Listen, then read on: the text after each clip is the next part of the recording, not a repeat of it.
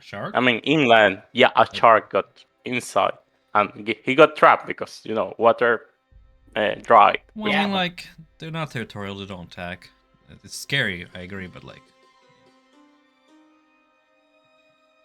It's kind of like Florida when it gets flooded and you have gators everywhere, only they're much more hostile. Oh my gators! Well. That's not even the flooding. That's just normal. Yeah, you're right. Yeah, I You go have golfing, gator it's in like, my that's a pool. gator. And here in Scotland, we just go, you call this rain? You call this dry? Yeah.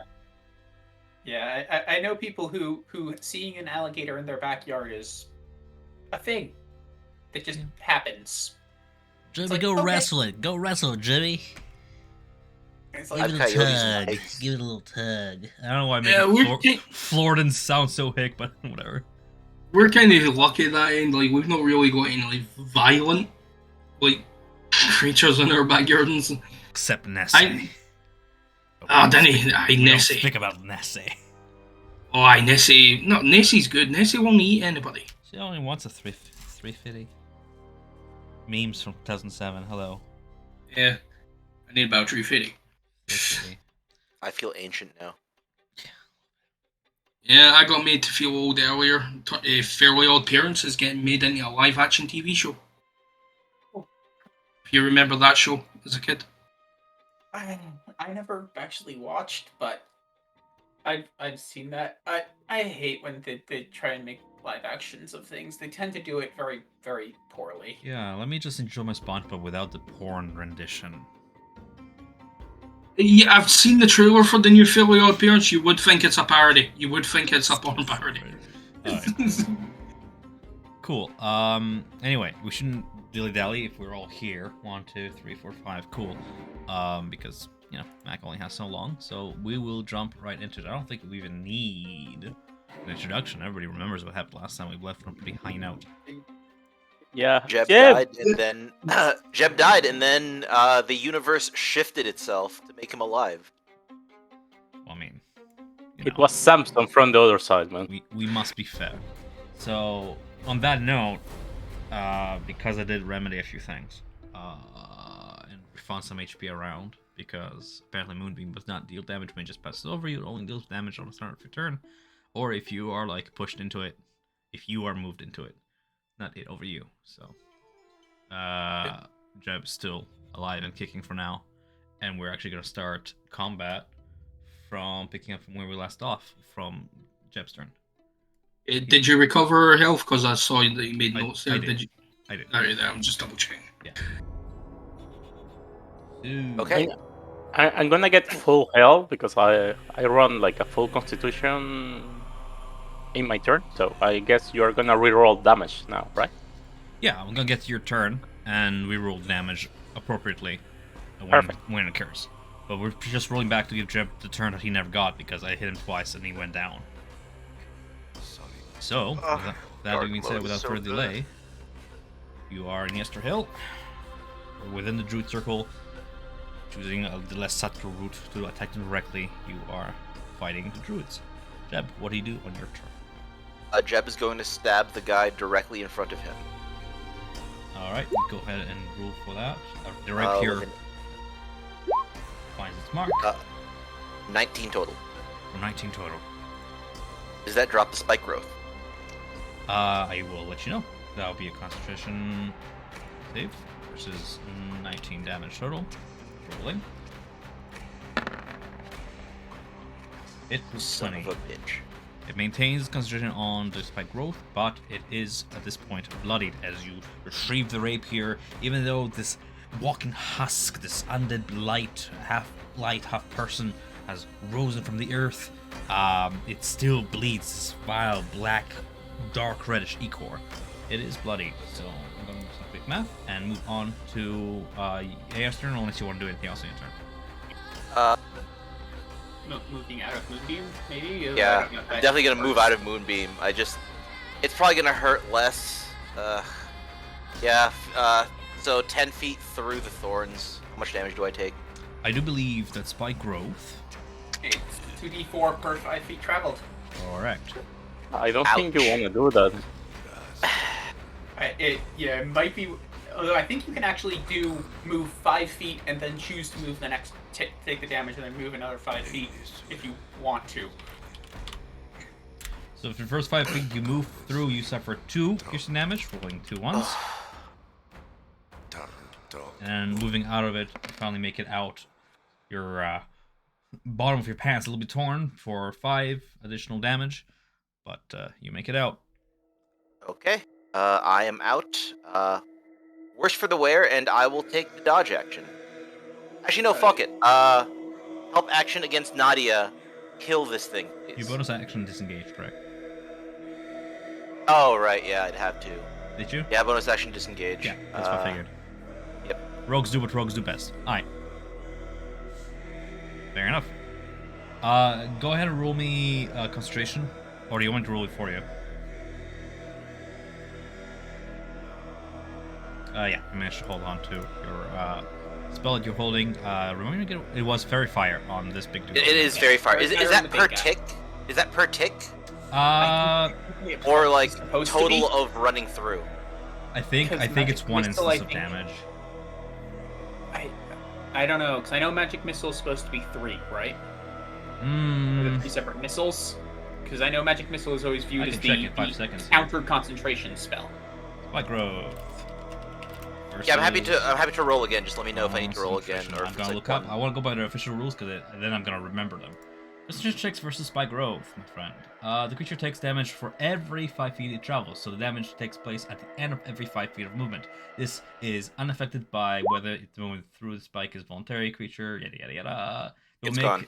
Yeah, it's gone. So unfortunately, you suffer through it, and eventually it breaks. All right.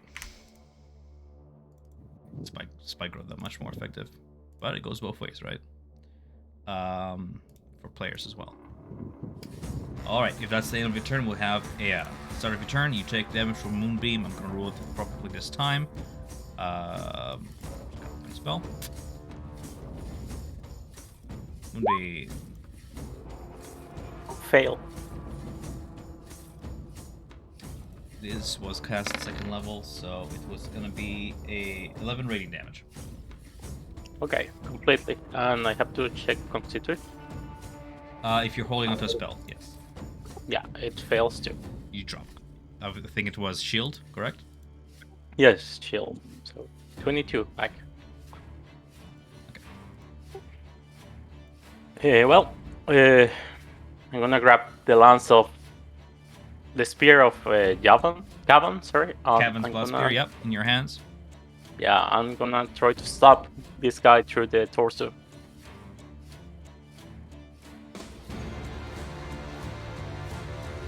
Roll for it. I'm just reloading real quick. Yeah, same here. My distances are misbehaving. That's okay. Yeah, I'm guessing a 9 is a miss, right? A 9 is a miss. I know that by heart.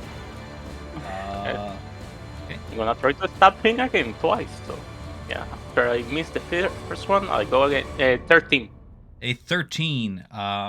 Actually, yeah, it's a 23 because he is recklessly attacking and all attacks gains him our advantage. 23 does hit.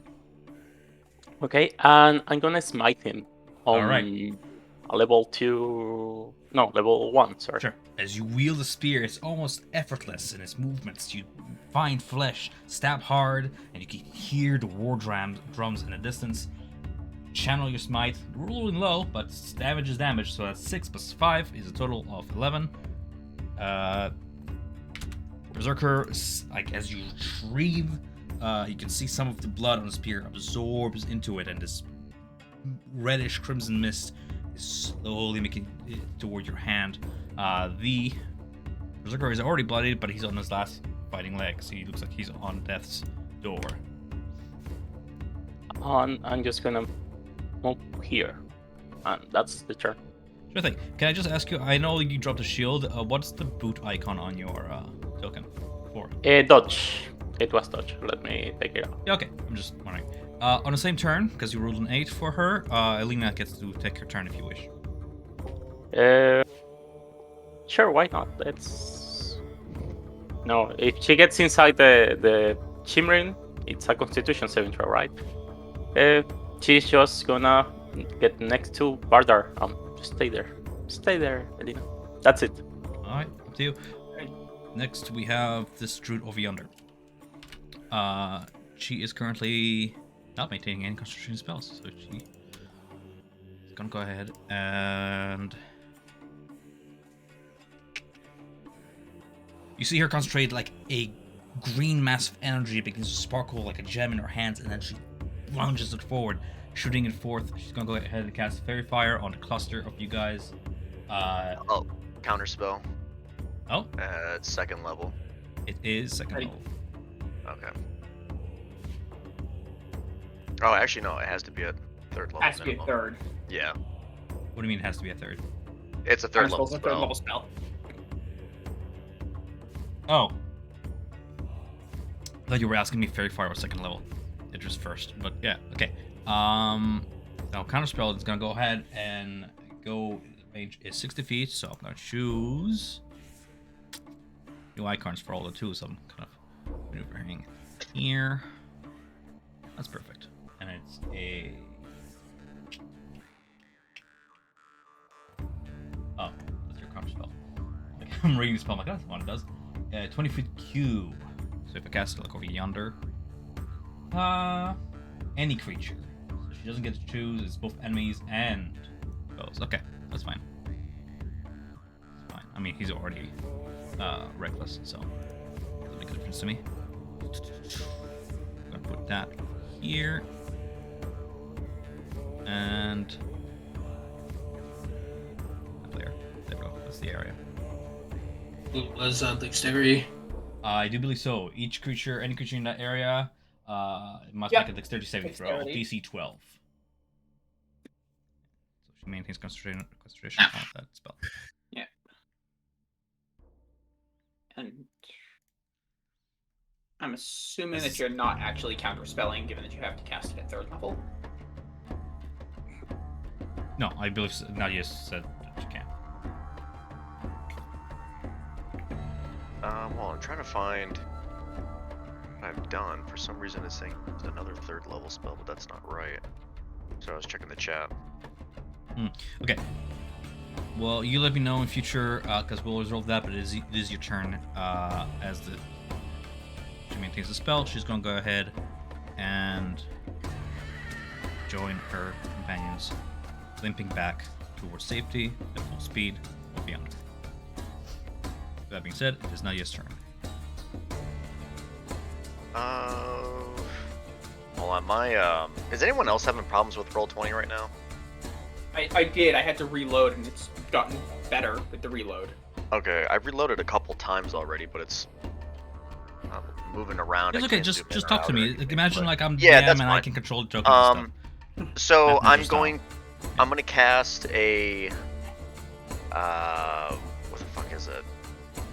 I'm going to cast a first level spell of Sanctuary on Jeb. I know that can come in. And then I'll give you the wording on it here. That'll be casted on Jeb. I'm then going to use a sorcery points for a twin spell. It's one for a cantrip, and I'm going to use that for a firebolt. Make sure I use my one. And I'm going to attack, excuse me, the one next to Esmeralda on her left. And who casted the spike growth? So the spell growth is currently being held by this druid naturalist over here. You can see her hands have reached toward the earth and have extended into like these vines that dig in like roots and then spike outwards in a circle. I'm trying to find her. I don't see her. She's over yonder. Oh, that's her. Okay, never mind. Is she too well camouflaged? Yes. No, you're good. I was looking elsewhere for some reason. So I'm going to blast her, and I will blast. Let's do. I don't know. I can see her. I can't ping it. lady who just moved away, who's This one. bloodied and has the cloud. Nothing's showing up for me. I think my roll 20 is being all fucked up again. Yeah. Okay, what about her? I can't move. I know what you're talking about. So I'm twinning the spell of Firebolt. One's going to the left of Esmeralda, that enemy, and then the enemy that just moved away. All right, go ahead and rule So let those. me roll that. And rule the first one to the closest target. Yep. It hits 17 square in the for- chest. The other one sails. It's a little bit of distance, and she has just now ducked to that decline in the ground into that little trench ravine. So it just sails past her head and misses her. But the one closer, the one that's holding the spike growth spell, hits her square in the chest. Go ahead and roll damage for the first one. Okay. Wow. It doesn't quite manage to obliterate her completely, but you can see she's on death's door. She's burning up, and she is gonna have to still roll Constitution save to say if she holds on to that. So that's 3 damage received. Which is DC of 10. She rules 4. Spike growth drops. Yay. Yay. Good job. I did my bonus action. Oh. No, I can't. Bonus action. No, I did every. If You I still can got move. Yeah. I can't move my target. I can't select anything. Just if you I'm see the gonna map, move tell me. her. Yeah. Spike growth is in the way. It's kind of hard to see the. There is no spike growth anymore. He doesn't. He needs to. Right, Oh, it's but on yeah. my screen, but I can't see the grid. I think it's 5, 10, 15. 15 feet towards Kiahi. So over yonder. Sure, it won't load for me. I'll have to reload. Okay. There, Move 50 but I'm feet gonna toward try. Ki. Sure thing. Done. Yeah, and that's it. Okay. Alright. The fungal, veggie-big creature, the little dwarf of a man over yonder on the top of this tree, is gonna go ahead and once again lift its hand. You can see a spore-like growth just bloat up like some pussy growth on its arm, and then it's gonna fling it with some force. It's gonna disattach with a gross sound and fly across the air toward the ground targets by Alina. Let's see if I have range for that though. I do, at disadvantage. It's gonna go ahead and roll disadvantage. It's a far target. Ruling a 10. It hits natural armor 10. Alina? That's natural armor of 10? Yeah. Okay. Mm-hmm. I'm rolling damage. Upon impact, you see it burst upon her body, and like this 15-foot radius, like cloud of toxin spreads upwards from her. Since you are within range, I'm gonna have you and Barbarian Berserker beside you, and Brandar. Roll me, please, Constitution saving throws, along with Alina as well. It deals bludgeoning damage on impact, so that's 5. You already applied it? Yes, let me check some. Sure. 5 bludgeoning damage to Alina while you check that, and then so Brandar, you managed to save against it.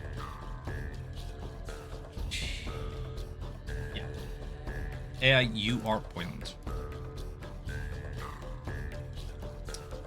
Best there it is. And that's that. All right. So we have the airborne death priest over yonder, surrounded by all those owls. He is going to go ahead and let me see if it hits him as well, because he won't damage himself with a spell. Necromantic Andrew washes over him. A creature. It's one creature. Fair enough.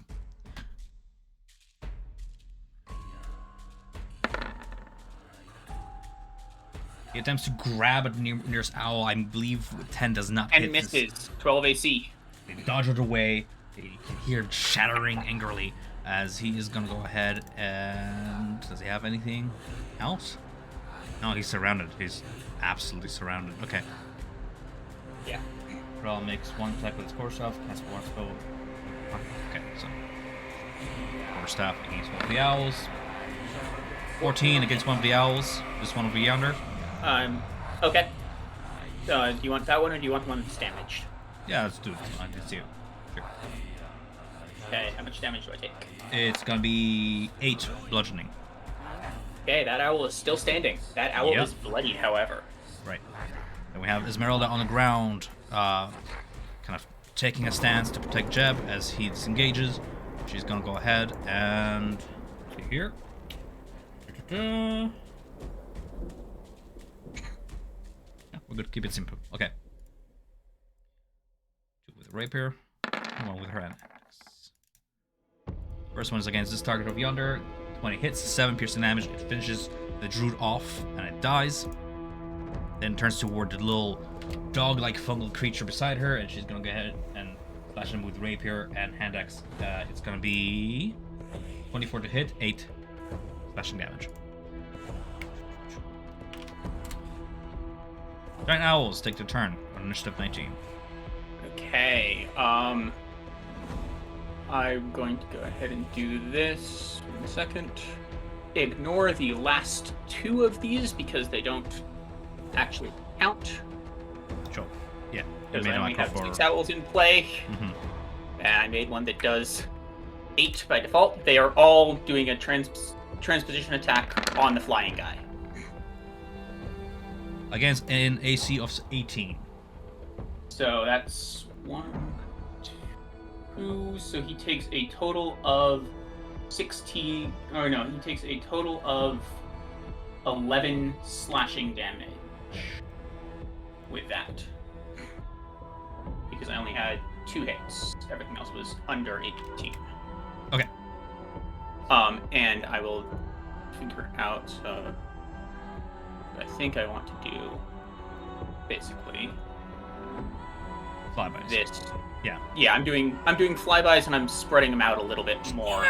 Just From all sides. basically, Yeah. basically they're all slashing their way through him, and they're all gonna come down to about 25 feet up. Okay. Next we have Brenda Great. in the turn order, if that's the end of your turn. Yeah, because 25 feet, that's about what the height of the upper rocks are.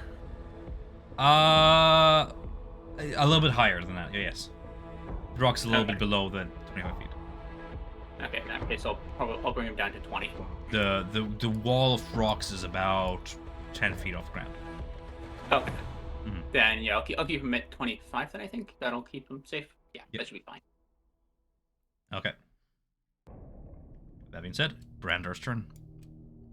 Yeah. Brandar's just going to rush up to the big guy, and sparks of lightning are just going to start like coming out his gauntlet, and he's just going to go and punch it. First one. 12. No. And he'll go for a second. Come It does on. hit, but you hit like it's almost like solid rock. How tough? 19. 19 penetrates the armor. Go ahead and And roll that'll be damage. 4. Yeah. Four It's, ton- yeah, it's 4 thunder. All I'm right. sure already rolled. Yeah. Nice. Okay, and that'll be it for now. All right. Like in its battle rage, it just stops looking at you and see it prepare like a smash down attack as it growls. Its turns right now, actually. All right. So we have next 2 attacks. One with its technical whip and one with its fist. So first, it slams its fist down upon you. You don't quite manage. Oh, you managed to dodge. Wow, you have a high AC. Yep. So it Which- just lands on the ground beside you, and you can just feel the ground shake beneath your feet. As it drags its fist back, it whips its other arm around and it attempts to wrap you in its tentacle once more. Yeah, tentacle whip, heading for. And Miss. yeah, I'm nimble in this armor. sure. You sure are. Yeah, nice. All right, next we have. Actually, it's at advantage because you are marked, so 17 still doesn't hit. Okay, gotta remember you're marked. We have this druid over yonder concentrating on the moonbeam by Ea. It's gonna go ahead and move. It's gonna move it over Keahi. Can you move moonbeam up? It's the cylinder. Can you move it up above ground?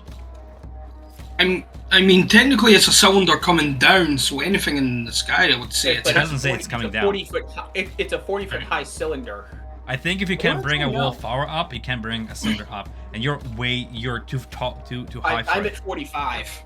Yeah, you're actually too. I think it's coming from like up, from down to up, almost like a rune drawn on the ground and like rising up. Now it's not, so it's gonna have to move it over yonder. Ventriloquist is gonna remain by the wall behind cover. It's gonna step back over yonder. Within range, right? Yes. Okay.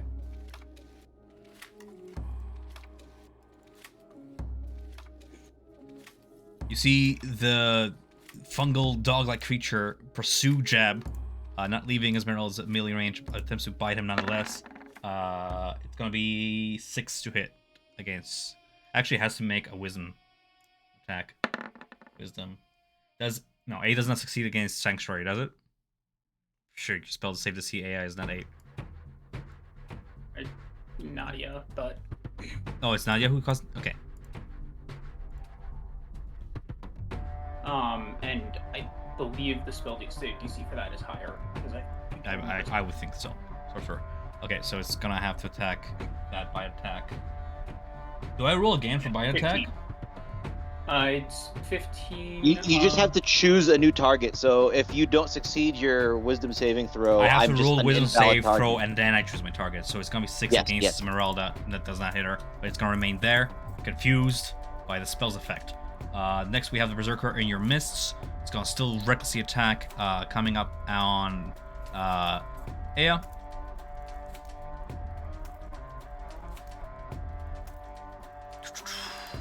Well, Attacks he twice. doesn't have to be reckless, but Oh, he chooses he to can be. be. He chooses to be. It's just what it is. I just role play my enemies right. They're just in battle rage. It didn't even like notice the splash of color that marked it and marked you. It's his red right now. So it's gonna be 23 and 16 to hit 23 hits. for 6 slashing damage.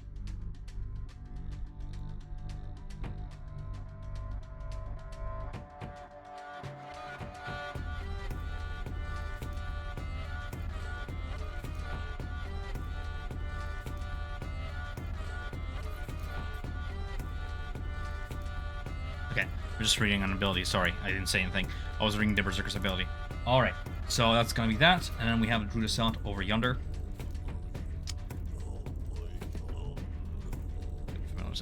Abilities real quick. Screen. Okay. So, what's the range? Healing Word, 60 feet. We have 40.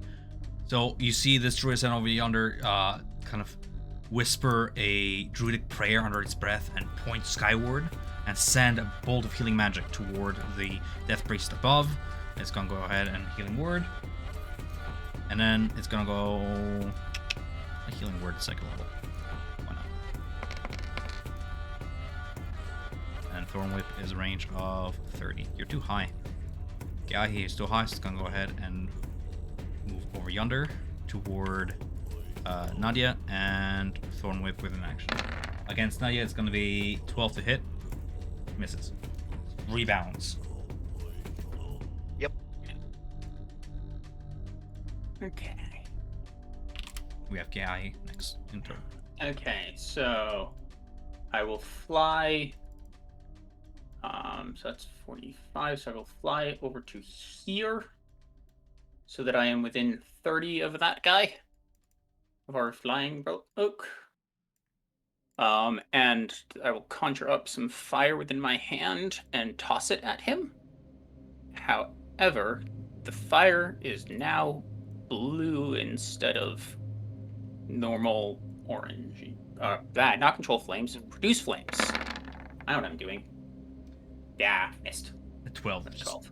misses it as it dodges sideways with its insecta-like wings and chitters and laughter, meanwhile maintaining like a watch on your swarm of owls. So then I will use my bonus action to control my wildfire spirit, who is going to fly down to right there. And then it's going to trigger Fiery Teleport. So, Big Guy and Zerker need to roll Dexterity saving throws DC 15 or take fire damage. And my little guy will teleport.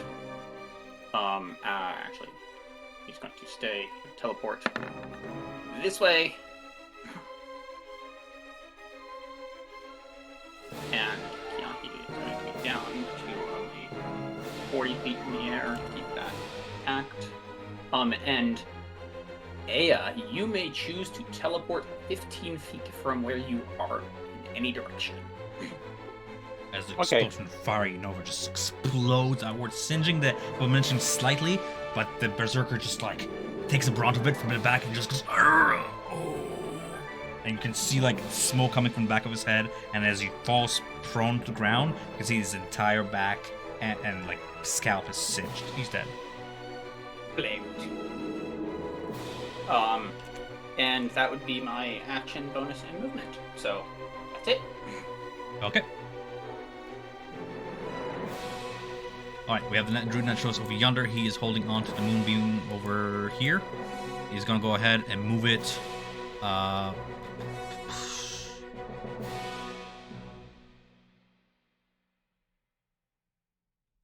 Onto... Yeah.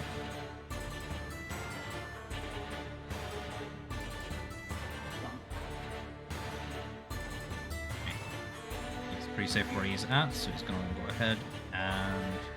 I can't see what's happening because the roll 20 is really fucking hard for me. Did you say you're attacking Jeb?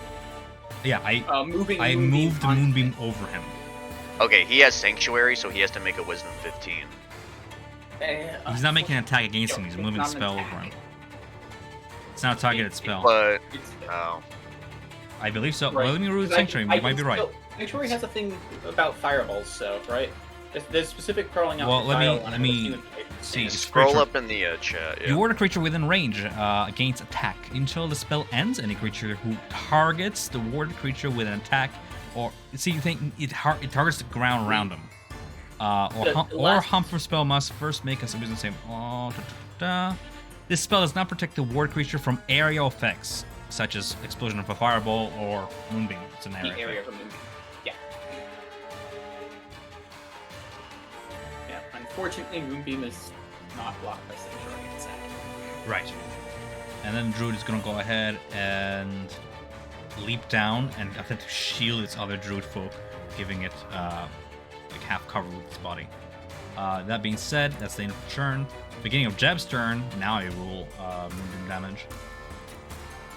It's going to be a Constitution saving throw for you, Jeb, I believe. 2 seconds. You want me to roll it for you? 2 seconds. Please. Yeah, sure.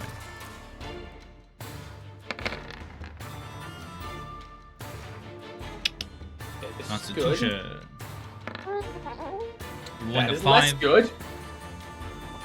For perfect lethal, Jeb is drops prone to the ground. He is dying. Womp womp. Womp. That's fine. There we go. Dying. Still Sanctuary though, so that's good. With that being said, it is Jeb, your turn. When he drops on his turn, he doesn't roll death save till next one, I believe. Yeah, I don't think so, because you roll death saves at the start of your turn. Correct. Alright. That being said, you are poisoned. At the beginning of turn, I believe... Let me just look it up real quick. I love enemies, I love mechanics, all fun. Each creature in that area is in... While poisoned this way, you take 2d8 poison damage at the start of your turn. It's just 2d8. Okay. Nothing to roll. Yeah, And then you can shake it off at the end of your turn. So at the beginning of your turn, you take 13 poison damage from the pygmy's bursted cloud pod.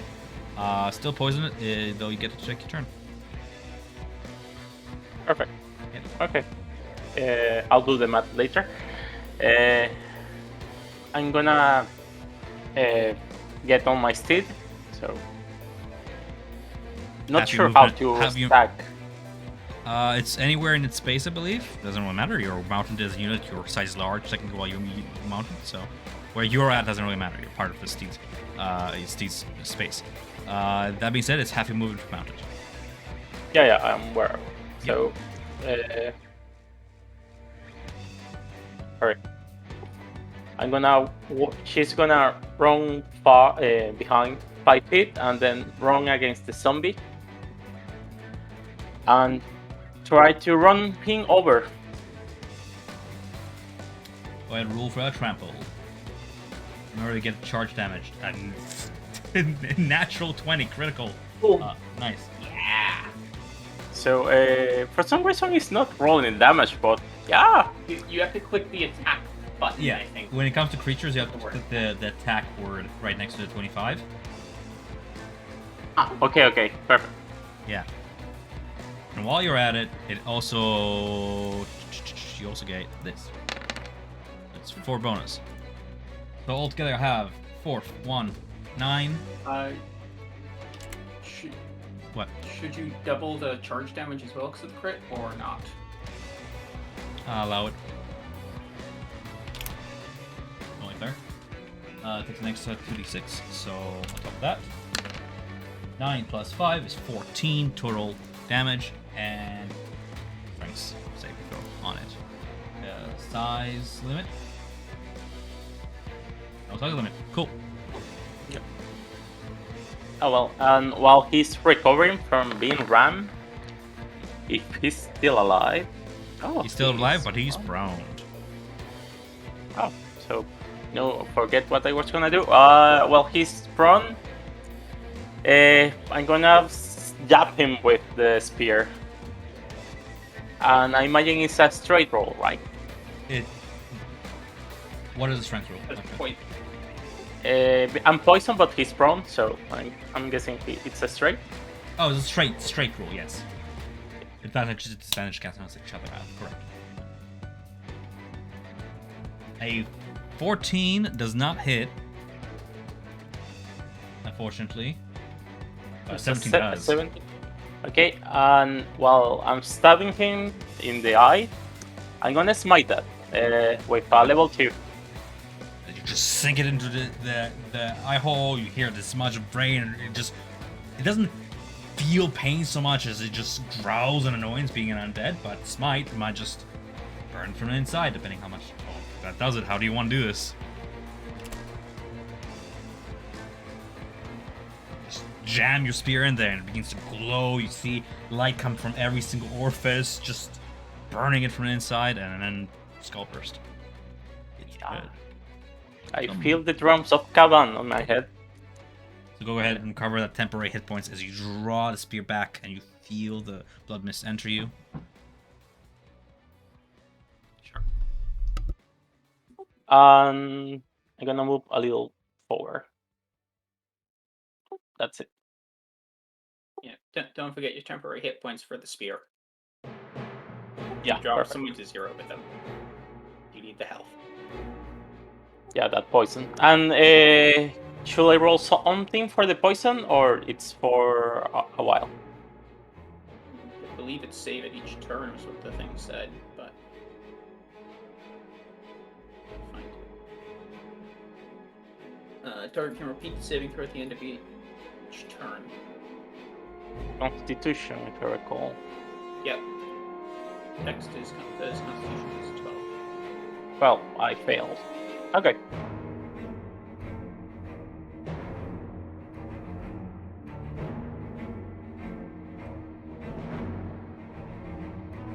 Yeah, just keep talking.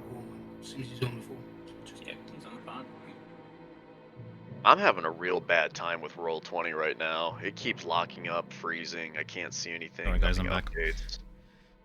It might be the map. I'm not sure, man. I don't know what to tell you. It's not even that. What birds are you using? You could stop using the animations. Like, maybe it's too much. You can turn off right? animations in your settings if you want. I don't know if it's gonna help though. I don't think that's not what's loading. Yeah, I haven't had problems with that before. I don't was know if it's the suggesting introduction one of you Dark guys can Mode or stream your view. Because I can't stream. I'm already streaming Music Bot. One of you guys can stream it, so Sure, I will. at least he has let's see vision if I on the can map. do it. And Sure, when stream. if we move to another map, you know, Okay. Sharing screen in theory. So there's that. You are mounted with it. It acts on your initiative as well. Anything else on your turn, Air? Sorry? No, that's all. Okay. Remember, you cannot end your turn on a friendly creature's space, so I'm just going to make sure that these are all behind you so I can see you. Okay.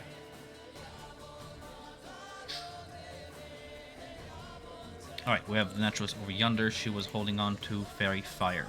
And she's going to keep holding on to that. As... this plane has a range of 30 from Cell. Yes. Yes. 30 from self. It is very, very annoying. Fine. Oh, I have to roll Wisdom save to hit Jeb, however, so because he's still under Sanctuary. Wisdom against Nadia's spell DC, that's a 20 to hit. Just gonna go ahead and I'm gonna see if I can even approach him from up close. Because if I go for full speed, he's just out of range. Okay. Yep. That's gonna go toward Esmeralda instead, and I have no other targets really, unless Nadia is just within range. Just within range. Perfect. Can you still roll dice? I think so. I think everything links over, but like the map, everything freezes. It's Okay. hard to. Roll me So a d4. If it's 1 or 2, I'm gonna hit you. If it's 3 or 4, I'm gonna hit Esmeralda. Gonna give it a chance.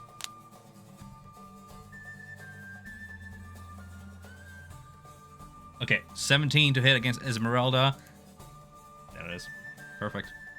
Hits her for a total of 8 fire damage. That being said, it is Nadia's turn. So I'm going to. I'm gonna. Does that? It's still there in small. Sorry, responding to Aya. Let's see. Okay. Let's see if I can try to move my token. Yep. Nope, everything. It just locked on me and froze. You move 10 feet So, eastward. yeah, so I wanted to move over. I'm gonna cast a chromatic orb at 2nd level, spending 2 sorcery points to twin it. I'm going to cast it at the druid that just moved up, closer to Jeb, and then that black and white looking dog thing. And this is Okay. at 2nd level, so let me cast that. First orb going to the lady. And this is going to be lightning. For a 22. Hits. And she takes 13.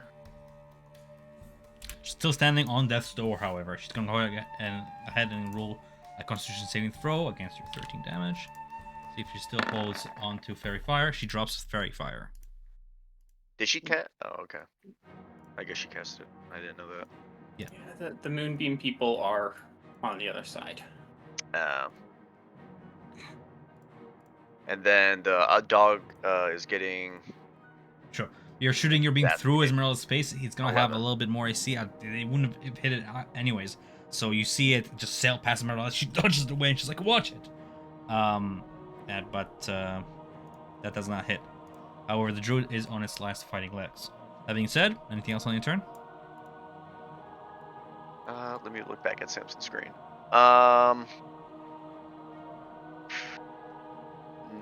No.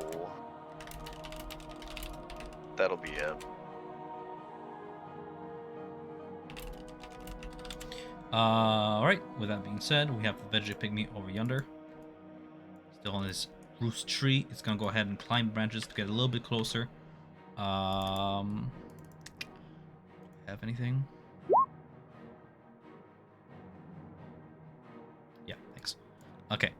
Roll for it. Oh, it manages to recharge the spore. Nice.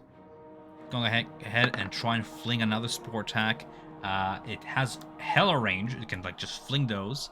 You are 40 feet in the air. It is at its disadvantageous range. 11 does not hit Geahi. It sails past Geahi and like lands way off the circle, and just you see a little smoke way off in the distance. That being said, we have the Death Priest over yonder.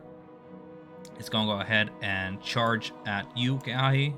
You be like it's gonna go ahead. Okay. Yep. Yep. I'm within 30 feet of hit, so it can probably make it to me. So it's gonna be.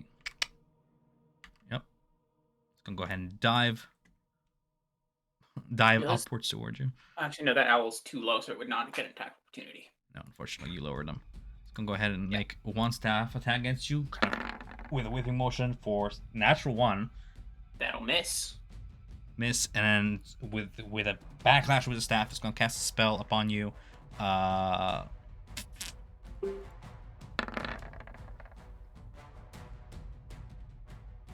I'm rolling super low. Missing you with a spell.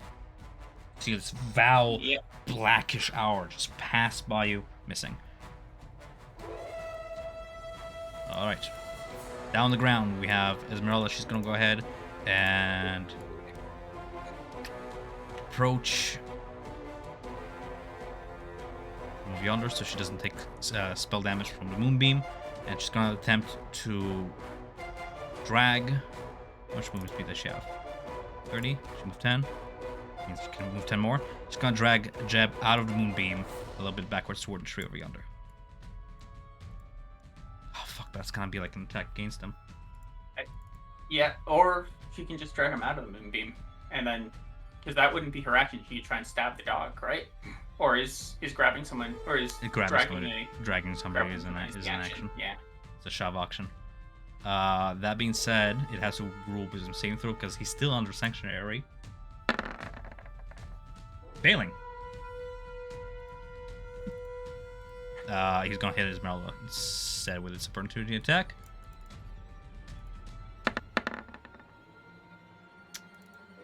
Not penetrating her armor, kind of biting the prosthetic leg. You can hear a metallic clank as its teeth lock onto it, and she just kicks it off and continues to drag Jeb out of the moonbeam so he doesn't suffer that damage. That being said, end of her turn. It is the owl's turn. So all owls are again going to be attacking the guy with flyby. Go for it.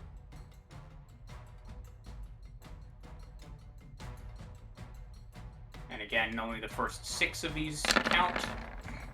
Against an AC of 18. So I have 2 hits. Oh, the bottom 2 also hits, but I don't get them. So 22 slashing damage total. How do you want to do this? They just tear him to pieces as they fly by and it's like watching National Geographic, just rip him apart and just consume him. Pretty much. You just see like 2 little bug wings just gonna flutter down to the ground. Little droplets of ichor. He's dead, and eventually drops to the ground. Dead. Whatever remains of his They're corpse. all gonna stay. They're all gonna stay at the 25 feet that they are. I'm just doing my flyby patterns to try and keep them somewhat safe. 22 to hit, right? Hmm? You're good. You're good. Don't worry about it. Yeah, I have a 20 and a 21. He had temporary 21, HP. I was doing some math in my head. Okay. Yeah. If that's the end of your owl's turns, it is now Brender's turn. Yep. And that's how we moved. First, Brando's just gonna move 20 feet in just to get through. Wee little legs. Hey, on these wee legs, it can only move 25. Enough forgot about it till now. Would that be alright to just bring my homunculus thing out as like it's on his belt or something? Or would that be an action? Bring what? I'm trying hard here, buddy. The homunculus servant, the wee homunculus anchor. servant. I believe it's on your own initiative, so it moves with you. Yeah. So I'm just going to have it like. The thing is that you're carrying it with you, like it's on you at all times. You can just pop it out. Okay, I'll just say it. Okay. Cool. I believe you have you have the token right there. Cool. Yeah, I got the token. Okay, so first I am going to, you know what? I'm going to take a couple of pop shots at this one.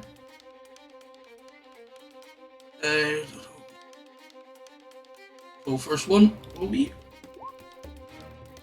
11. It hits a nearby branch. You can see the splatter of it as it kind of ducks low and goes. "Ah!" And a loud bang with the gun. That being said, you have more bullets. And once again, just going to fire again. Go with it. A 16. hits. Now, Okay, so that'll be 7 piercing. And then the little homunculus servant, he is going to. On bonus action, I can use him. I can let him attack. Yeah. So he's just going to like fly to about here, and he's just going to.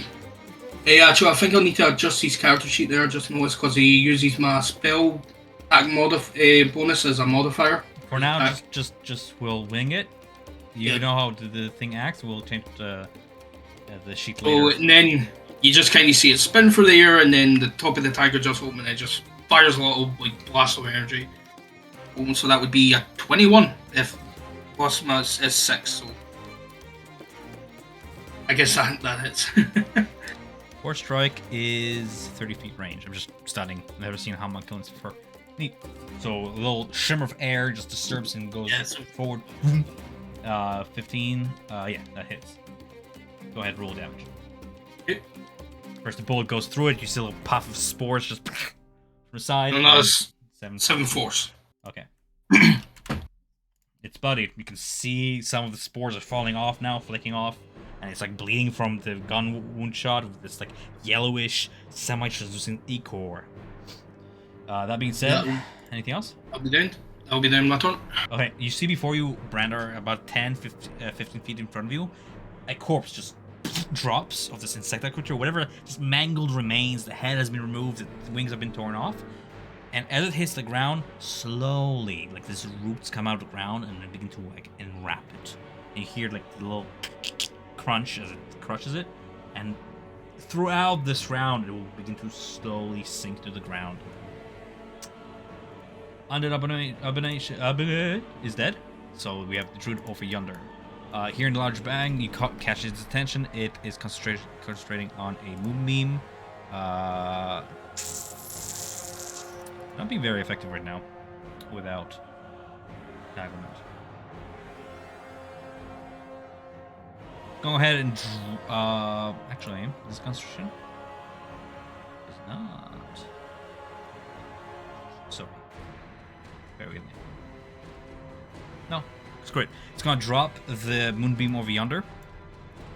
And it's gonna go ahead and reach one hand to ground, touch the ground. You see writhing roots spread outwards from it, and then spike upwards as I cast Spike Growth once more. It's gonna be toward the entrance of the circle to the north. I'll put a token in just a moment. Okay, difficult terrain when a creature moves, so it's not initially. Okay. That being said, that's the end of its turn. It's gonna go ahead and move a little bit more away, staying out of combat.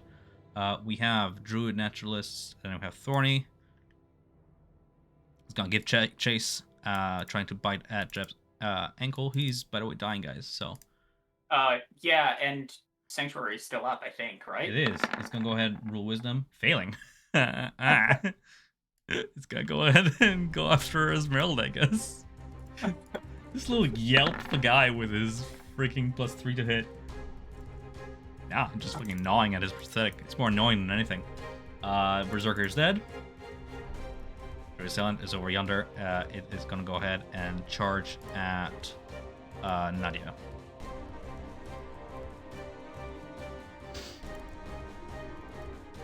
So I'm charging at Nadia. It's gonna go ahead and pound its fist into the ground as you feel the earth beneath your feet tremor. I believe it's a dexterity saving throw. Can you roll dexterity saving throw for me, please, Nadia? Yeah, 1 sec. Sure thing.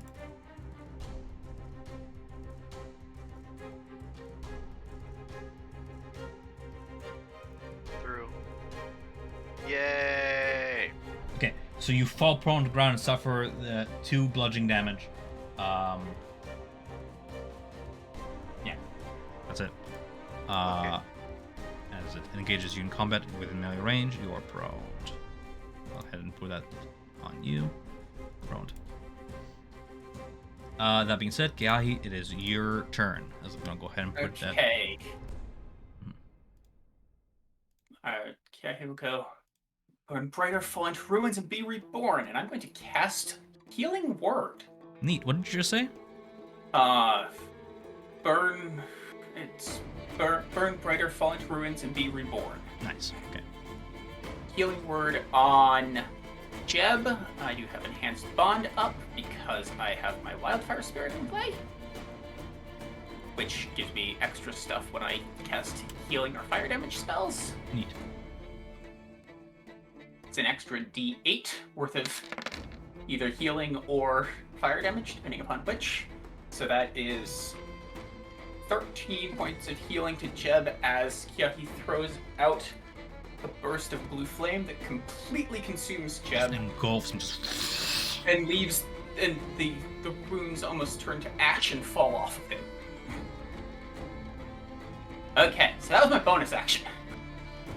Back to So for my action, well, I'm going to go ahead and fly a little bit this way. I believe that I am in range of that little guy. So the other hand will burst into flames and will throw fire at this guy over here for 22. Sorry, That ping him hit. again. I was looking at the screen. What were you saying? 1 second. Okay. Yeah, this guy over here. Okay, 22 hits, produce flame for a total of 12 damage. Yeah, and I would, to do that, I would have to fly down to only be 30 feet up in the air. So, important question, because I don't know the answer. My Wildfire Spirit,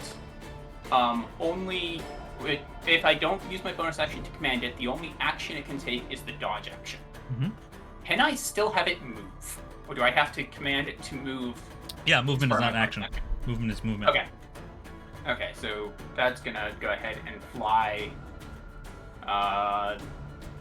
this way, and it will take dodge action because I used my bonus action already. Cool. Does So- it remain 25 feet in the air? Yeah, it's gonna stay at that same height. Okay, cool. That being said, we have the Druid Natural Surveillance. You just hit him. He has to, like, shake off the flames, like, douse him, but he managed to maintain his Moonbeam spell. But at this point, like, they're not very useful if you guys are not rooted, and there's no. So he's gonna go ahead and drop the spell, and again, he's gonna. You watch him like turn heel and start fleeing.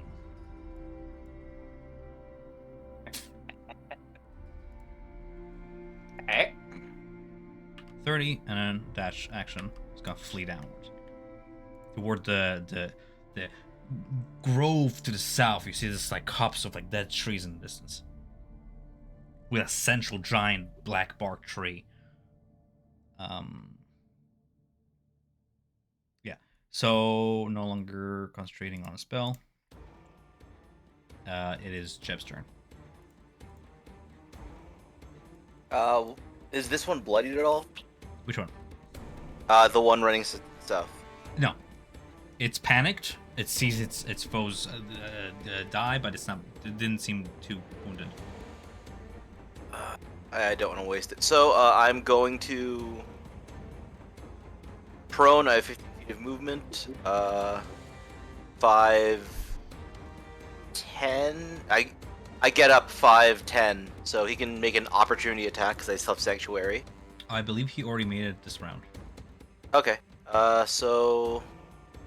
Or he uses his reaction. Yep. So. Actually, from here. Yeah.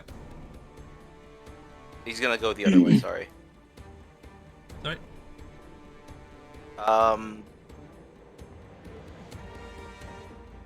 He's gonna move up 5 more feet. Give his bonus action to. Nah, fuck it. Bonus action, steady aim, hit this guy. So with advantage with his hand crossbow, he goes and shoots that druid for a total of 8 piercing, plus because steady aim, 17 sneak attack. For a total of 25, yeah. It is bloodied on the cusp of death. You manage to hit it square in the heart, and you actually hear something shatter, like a quartz crystal or something like that, and you see several pieces fall to the ground, and it just almost goes to its knees from the impact. It was about to engage a prone Nadia, but you stopped it. Yeah, he's just shaking off the fire and the clothes and say, "None of you walk out of here! None of you!" And he just lost it, screaming and shaking his weapons at whoever's remaining. Right.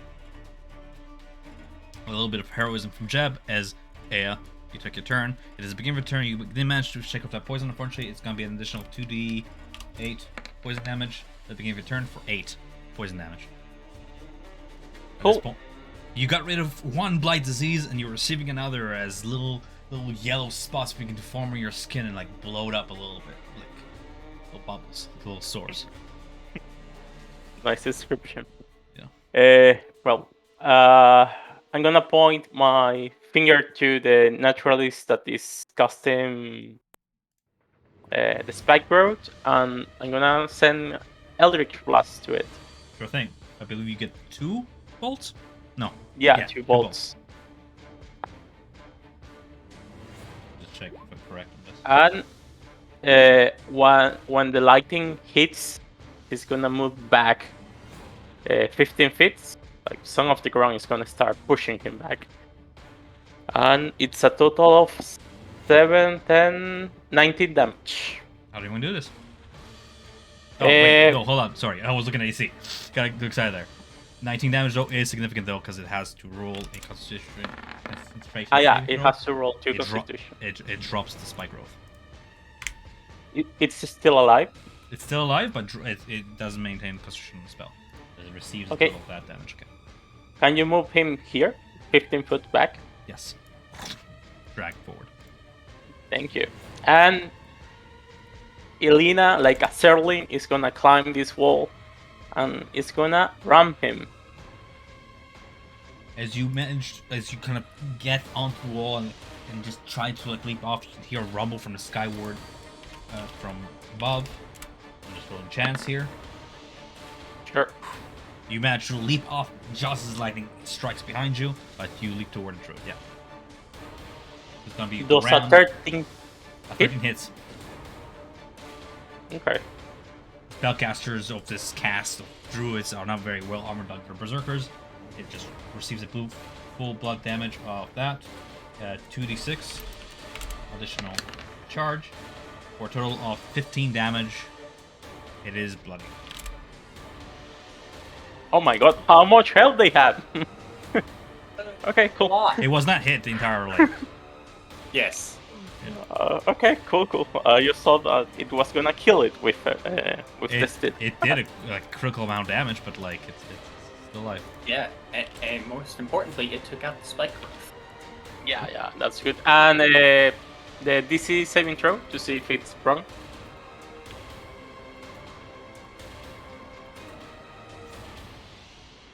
And I got 8 poison. So you're rolling Constitution saving throw at the end of your turn, correct? Yeah. I Against forgot the about poison. that. Sorry. Yeah. Nope, still poison. Oh my god, it's like Death House again. A little bit. You don't have the inspiration to throw at that? Oh yeah, no. I need it for later, I guess. All right. With that being said, we have the druid naturalist over here. You can see she's breathing heavily and she's clutching to her wounds. As she looks around, my roll 20 is glitching out as well. Oh my god, it's happening to me as well. I can't even open sheets. That's fun. Okay.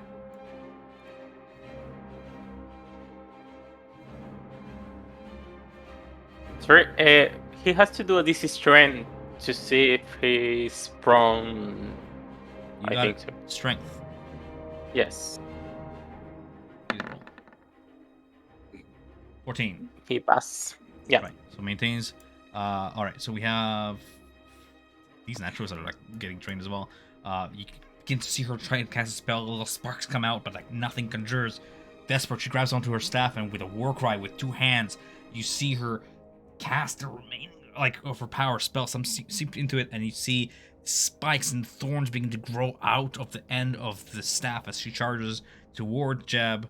I can't move the token. I'll move it in a second, but it's gonna be a 2-handed shillelagh quarterstaff attack against Jeb. Natural 20 to attack. Just swinging for 9 damage against you, and just embedding into your torso. Jeb surprisingly is still standing. She just teeth clenched. She's just yelling in like this foreign language, Kiahi, you understand, like Druidic. She just says like, "Flesh to bark, blood feeds flesh," or like something along the lines. Just some war cry to just keep her going as she's like pretty much fighting to death, protecting the Gulthias tree that she holds so dear. It is, though they're evil, it is admirable how they protect their environment and their mother tree. So it's gonna go ahead and be here just for the sake of space. Yeah. That being said, Nadia, it is your turn. You are prone to ground. Before you is Druid. The ground around you is just shattered in places. Difficult terrain, tremor. But what do you do? Yeah. Martin, can you zoom in on me a little bit? Oh, sorry. Fine. Also, you're still under Sanctuary. I should have really ruled Wisdom. No, he doesn't have Sanctuary. It dropped No? when he made an attack. Yeah, it drops his. Yeah, I I attacked him, so Fair enough. it's Okay. fine. Is that owl that's next to me, is that up in the air, or is it It's like... way Yeah. up in the air. He's Oh, 25 okay. feet up. All owls are 25 feet up in the air currently. Cool. I'm going to use my my Stormlight Orb, and I'm going to use the 1 charge I have left in it to use Thunder Wave. And let me display this. Sure thing. Remember, the Thunder Wave doesn't go around you so much as it goes Nope, in front. it's front. Yeah. Yep. So it's a square, 15 feet. It'll push him back if he has to make a equal to a 14 plus 1 charge, so he has to make a 15 Constitution save. I'm assuming that's the square you hit. Yes. Yeah, it's just a And explosion because outwards, like a wave. He rolls an Okay. extra 1. How do you want to do this? It doesn't matter how much Oh. damage you roll. Fuck, nice. Okay. Yeah, as I go down, I just quickly kind of catch myself. I'll use half my movement to get up. I'll say I did. And Yeah. then as I do, I just like push my hands together, and then it just like just a wall of force just basically just rips him just apart. Right.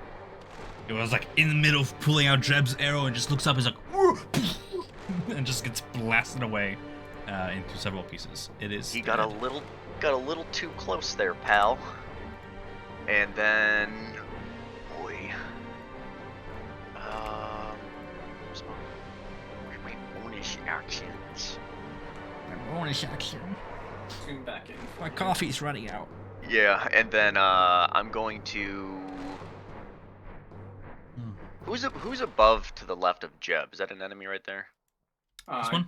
This Yeah. one, yeah. That's a natural. Oh, okay. Who just shillelagh Jeb in desperation. 2 hands up on staff, just fighting to death, all bloodied up. Just blood fusing with her already black war paint. Okay. It's a messy sight. 15. I'm gonna use the rest of my movement to move down to her, so it's 5, 10, I think 15 feet I can move down to her. And I'll then give a bonus action, what the hell am I doing? Healing word, to Jeb. Are you moving within melee range of her? Just trying to Yeah. distract her, give Jeb a nice sneak attack? Yeah, a little bit. Cool. And then I want to give him just a little tiny bit of extra healing. Okay. But it's only going to be like at a level 1. it's fine. It's something. For 6. It's keeping him up. What a party is for. Alright. If that That's be it. the case, you see that little veg pygmy, like little fungus dwarf thing, look around. seeing like the losing battle, you see it bring up its little pod-like fingers to its mouth and actually whistle to its little hound pet in distance. And after it does so, it looks down toward where those writhing massive roots grab the death priest and is pulling down, and you can see the ground kind of like sinkhole onto itself. It's gonna go ahead and like leap downwards and run. It's gonna run past the Brandar's little machination there, but it's gonna start like actually burrowing into the ground at that spot, and it's gonna be spending its action doing that, pretty much burrowing and beginning to see it like kind of intertwine into the massive roots as they too kind of start to wrap themselves around it, giving it half cover and pushing it downwards, but it's still there in that space under half cover. If you want to roll attack of opportunity on your little guy there, Brandar, you can. Would they be able to? Because they can only do that, I think, during if I use it as a bonus action. He can take a reaction on his turn, on the round. He's still a creature. I believe so. He's like a companion, so... Yeah. Alright, yeah, sure. He does. I think he gets reactions, I'm pretty sure. I mean, you should know your class better than me. I never played Artificers like this way. It's a very fun class, it's just so much going on. I'll allow it. Yeah. I'm not losing anything. God knows I have enough enemies on my end. Yeah. 4 straight, 21. Ooh, nice. So go ahead and roll damage, because that hits. It's gonna keep burrowing, though. 5. 5? Okay. Still counts. Still need to know how much health it has. Okay. And it's gonna do that. And its little hound thing, it's gonna lift its head and just, with its forked tongue, gonna sniff and like kind of disengage from Esmeralda on its turn. Mazriek is dead. Esmeralda is gonna go ahead and try and finish off this dog thingy because she's a monster slayer. She does what she does. 1, 2, 3. Against its AC of 14. That'll be 25. Alright. Giant owls. Okay, so I'm gonna have to figure this out. So I have 60 move speed. You So did it that's... yourself. Yep, I know. I am the only one. I only have myself to blame for this. So I'm gonna go ahead and give me 1 second. I want to mark. I just imagine like eagle sounds just dive down. Yeah. So the guys with the little time icons have dashed to do this. Okay. And so they don't actually get to attack, and they're all going to be at ground level right now. Okay. These two get attacked though. And yep. Yeah, so I get three attacks total because this owl is going to dive bomb the guy who's being consumed into the ground and attack him. I'll just take the first 3 rolls. So for first roll is against the singleton guy. The next 2 are the other guys. So 1 second, I got to do this. The singleton guy, this one. I have the single guy up top over here next to Kiahi. So that's the first roll with an 11 to try and hit. If he can, I'm trying to slash the guy who's hiding on top of the Pygmy? Death Priest. Yeah. Okay. That's gonna be against the DC of 13. No. Okay. With a bonus cover too, it doesn't manage to. It scratches at these vines, and the vines actually fight back. So this owl's gonna fly back up to get out of the way. Okay. I'll get the height on him in a minute. So I get the next 2 are against this priest or this druid over here. Right. So those are an 18 and a 14. Yep, both hit. So that is 15 points of slashing damage. That's perfectly cool. And they just tear him to shreds as well. She falls to the ground. Okay, so all of these owls are unfortunately on ground level right now. And the one up here is going to be at 20 feet. And that's the owl's turn. Okay. Brandar, it is your turn. Yeah. Brandar he's just like burrowing into the ground. Yeah, he's burrowing while these roots, these black, bleeding roots just begin to cover him for like half cover as he's at this point made like 5 feet on the ground with the priest's body. Alright, he's got half cover, so he'll be disadvantage. +2 to his AC. +2 his AC. Okay.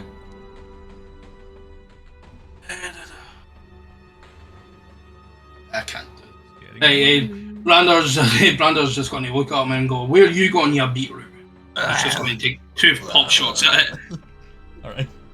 Again, the revolving chamber clicks in place. You pull the hammer. That's 11. It just And snap. That rebounds one against the roots, and you can see actual blood spray out from the roots and like slowly scab over. Okay, then I guess the homunculus is also going to just take a wee pot shot at him. Sure thing. 17. 17. Homunculus hits. is being better than me. Yeah. Boom. 7. Okay, it's still going. It's slowing down, kind of like getting real desperate and stinging. And the roots, meanwhile, try desperate to cover it, but you know you're doing your fair bit of damage. This naturalist here is dead, so we have little Thorny is gonna go ahead and action disengage, and is gonna go ahead and start like sprinting toward his digging master over yonder. That's his turn. Then we have the druid assailant over yonder is dead. Keahi, Does Esmeralda get an op? no, it's action disengaged, Oh, actually, disengage. and then uses movement to move. So didn't dash, but you know. Okay. So, little guy is going to fly over to Mhm. over all the way down to the ground at that hole, and is going to fiery teleport. Jumping up to be over here at 15 feet, so DC 15 dexterity saving throw from everybody in that hole, or take 5 fire damage. So I have 16 for my saving throw. So you take nothing on that. What I don't know, it says each creature within 5 feet of that space takes damage. Does that include the body of the dead death priest? I mean, he's dead. Yeah. He wants And to then burn It it. gets cooked a little bit, and you get a funky smell of Yeah. whatever cooked bug smells like, but it's dead. And then Keahi will throw fire straight down at the pygmy, and with an 11, I think, miss. Unfortunately, he misses. Yeah, the roots are getting thicker at this point, wrapping more and more as they form like a little, almost like a dome together. Yeah. And Keahi will come down to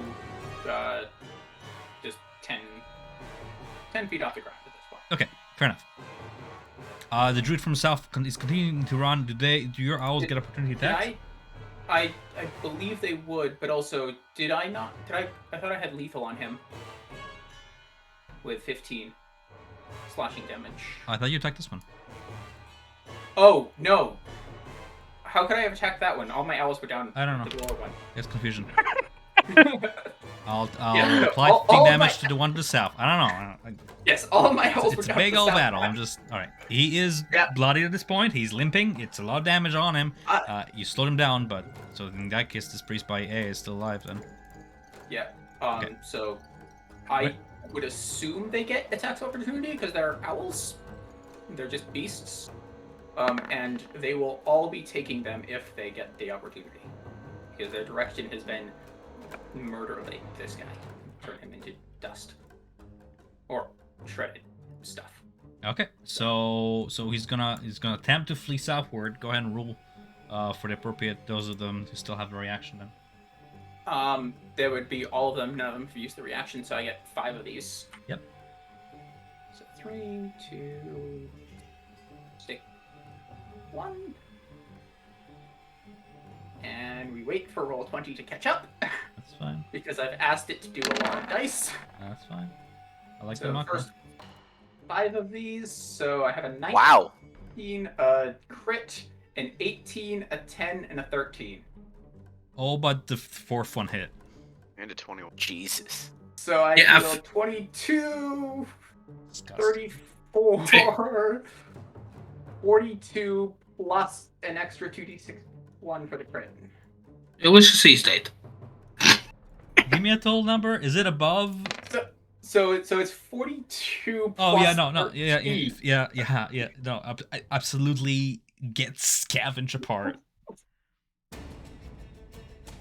He's dead. Just nothing left but shreds of clothes and a very bloody mask because your owls just shred him apart. Giant owls, man. Scary shit. What a way to go. Oh, yes! And they're not even the scariest thing that you can technically summon with this. I have deliberately not summoned that because The most it doesn't innocent really... looking, like, member of a party, this little fairy kid, just like, yes, tearing them apart, yes! I am perfectly innocent. Burn all! Start forest fires and tear druids apart, yeah! I am perfectly innocent. Chaotic What are you good. talking about? Alright, well, he's dead. Jeb. Jeb is gonna throw his crossbow down, and attack with his dagger as a bonus action as he stabs into this You druid feel twice. the battle lust, the adrenaline of an actual fight. This is nothing like training. This is the real thing. Your first dagger actually manages to slice. Go ahead and hit with a rapier. I should have taken steady action. Anyways, so 7 How do you want to do damage. Just for shits and giggles, he's gonna add the sneak attack, just out of rage into it. As he got hit in the head with the quarterstaff, he's going to drop his crossbow, feint with the dagger, and then just shove the rapier slowly through their heart and kind of grind his face against the quarterstaff. I'm happy to take damage. And just as she's starting to pass it, I will not die to someone as lesser as you. This is not where my story ends, but this is where yours does. Ooh, an epic And then I just yet spit a on very her. concerning angle for Jeb. Alright. She falls, a very fearful last glimpse before her eyes glaze over and she falls limp to the floor. Dead. Just for shits and just Yep. because I want to, even though it doesn't do anything, I'm gonna spend my inspiration to re-roll that 9, just to do more damage. Okay, you just continue stabbing a corpse. Very Oh yeah, no, yeah, disturbing like sight. she's dead. I Esmeralda just goes like to I'm just. Esmeralda turns around, she goes to do something along the lines of giving you a thumbs up, like, nice, and then she's like, oh. Dagger straight in the eye. Just like spit on her and then like Oh. jump down on her and dagger straight in the eye. Ah, that's a big yikes. Alright. Well, that gruesome sight is happening then. Beginning of your turn, you're still poisoned. Bam. Roll it. 15. Oh my Poison god! damage. This is really paying How- off. This is the biggest attack I've done in this entire combat. It's always like that. In the house, it was so painful. 15, so... Right, and you're still poisoned, so attack is disadvantage, but go ahead and take your turn. Yeah. Well, Elena, feed! Let's see how it goes. Not 20. Natural 20. 8 bludgeon. It's still up, but it just hooves it, and you can see it actually takes out an eye, and as with a scream, the druid just keels over, but still alive. Okay. Let's do it dramatic. I'm gonna dismount my horse while he's trying to escape and surround him. Yeah. And I'm gonna stab him with the spear. Flanking, smart. Yeah. You're not going anywhere. 24. And 10. So 24 hits for 8. That is enough. That's it enough. Okay. While he's suffering from the slash of Elena and trying to run away, I'm gonna pierce him with the spear through the heart. And while only a few inches is enough to kill him, I'm gonna pass the whole spear through it, damping him completely because Caban wants it. So yeah. Nice. You can go ahead and receive that temporary hit once again if you want, and then you roll a Constitution saving throw against the poison at the end of your turn. Try and shake it off.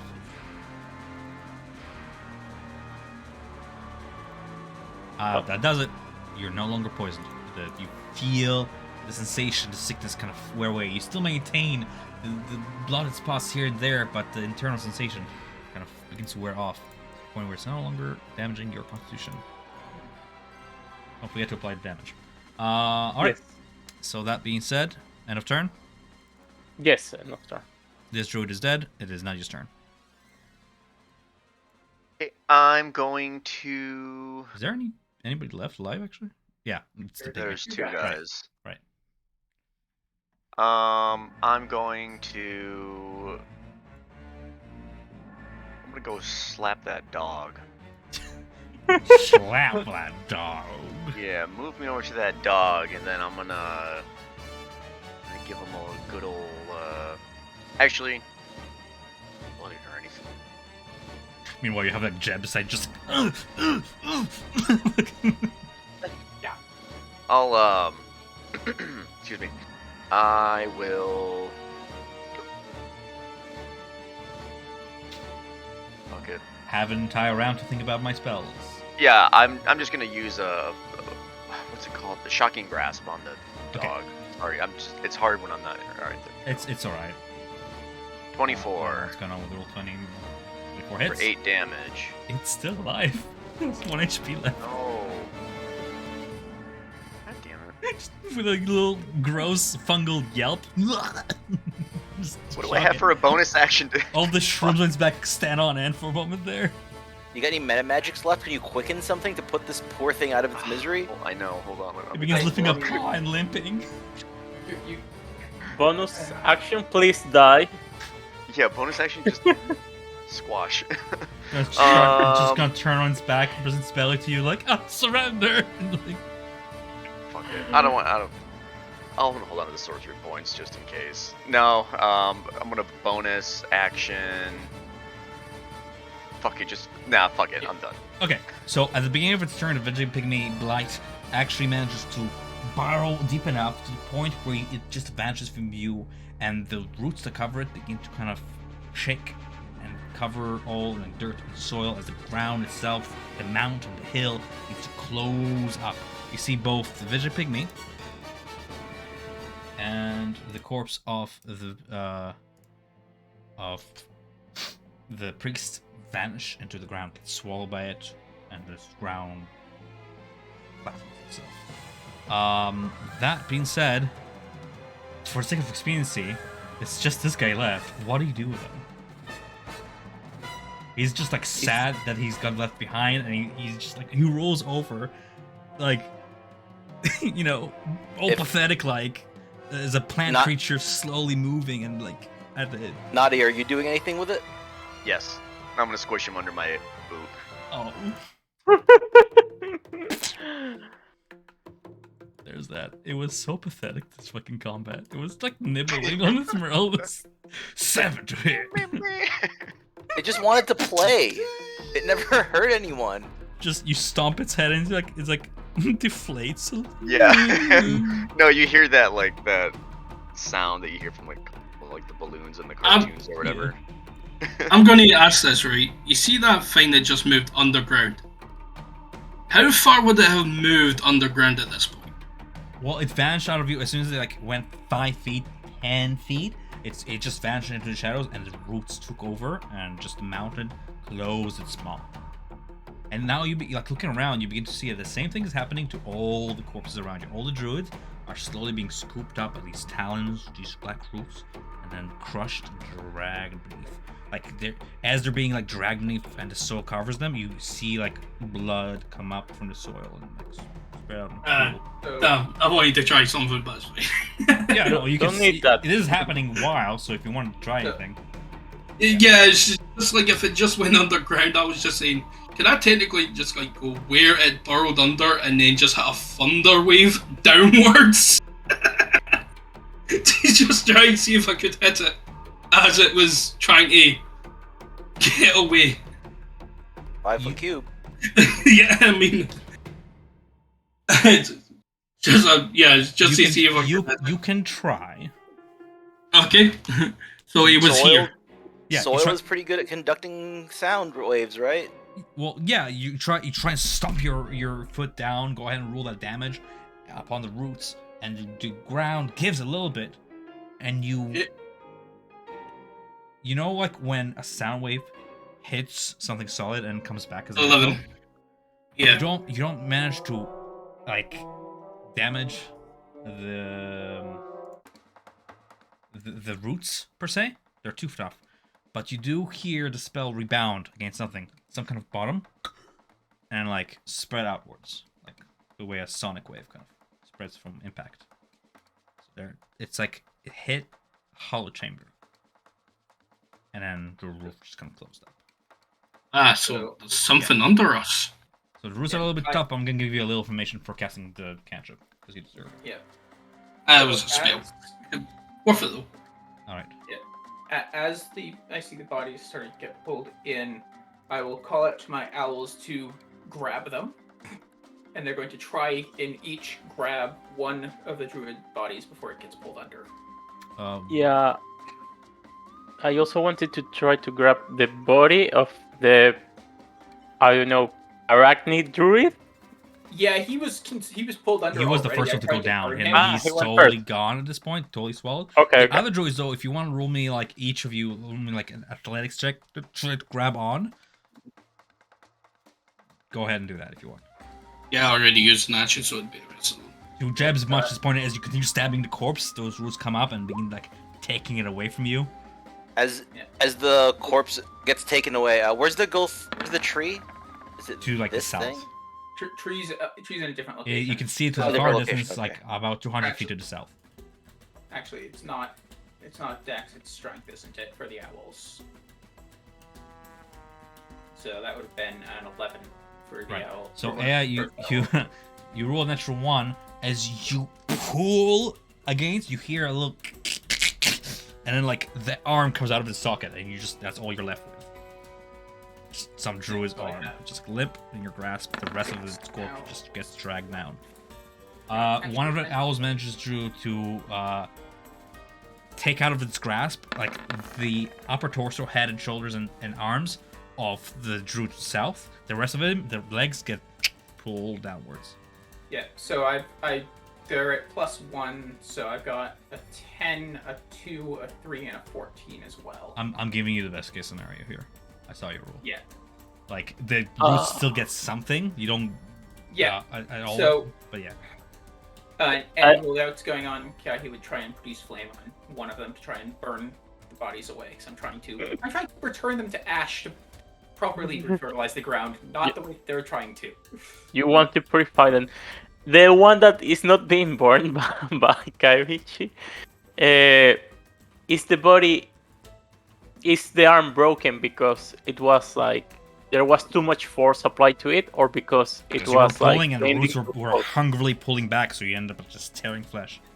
Okay, it wasn't like a zombie thing. Okay, cool. No, it was alive. Just Yeah. it doesn't have to be a zombie. There's a lot of force. behind Okay. it. A lot So- of force. I have the owls bring the bodies over towards this bonfire in which Kaki would land at, and I'll use control flames to power up to enhance the flames a bit to try and burn them away, at least do something towards that effect. And everyone is now going to be at ground level. Well, the Well- owls are going to be about 10 feet in the air, kind of circling around once they've delivered their payloads. How long do they stay? 10 minutes? No, they stay an hour. An hour? Christ. An hour for concentration. Alright. As does my wildfire spirit. Okay. So you throw the corpse in the fire. It begins burning. You see the roots come back from the soul, kind of like straight out of the movie Tremors. These little tendrils come out and try and grab it, but as soon as they touch fire, they and they go back to the ground. No, you don't. What did the rest of you do? Jeb starts walking to the tree and just says, "This is enough of a distraction. You need to strike them at their hearts and burn that tree to ash. Gather yourselves and we're gonna end this now, at their core."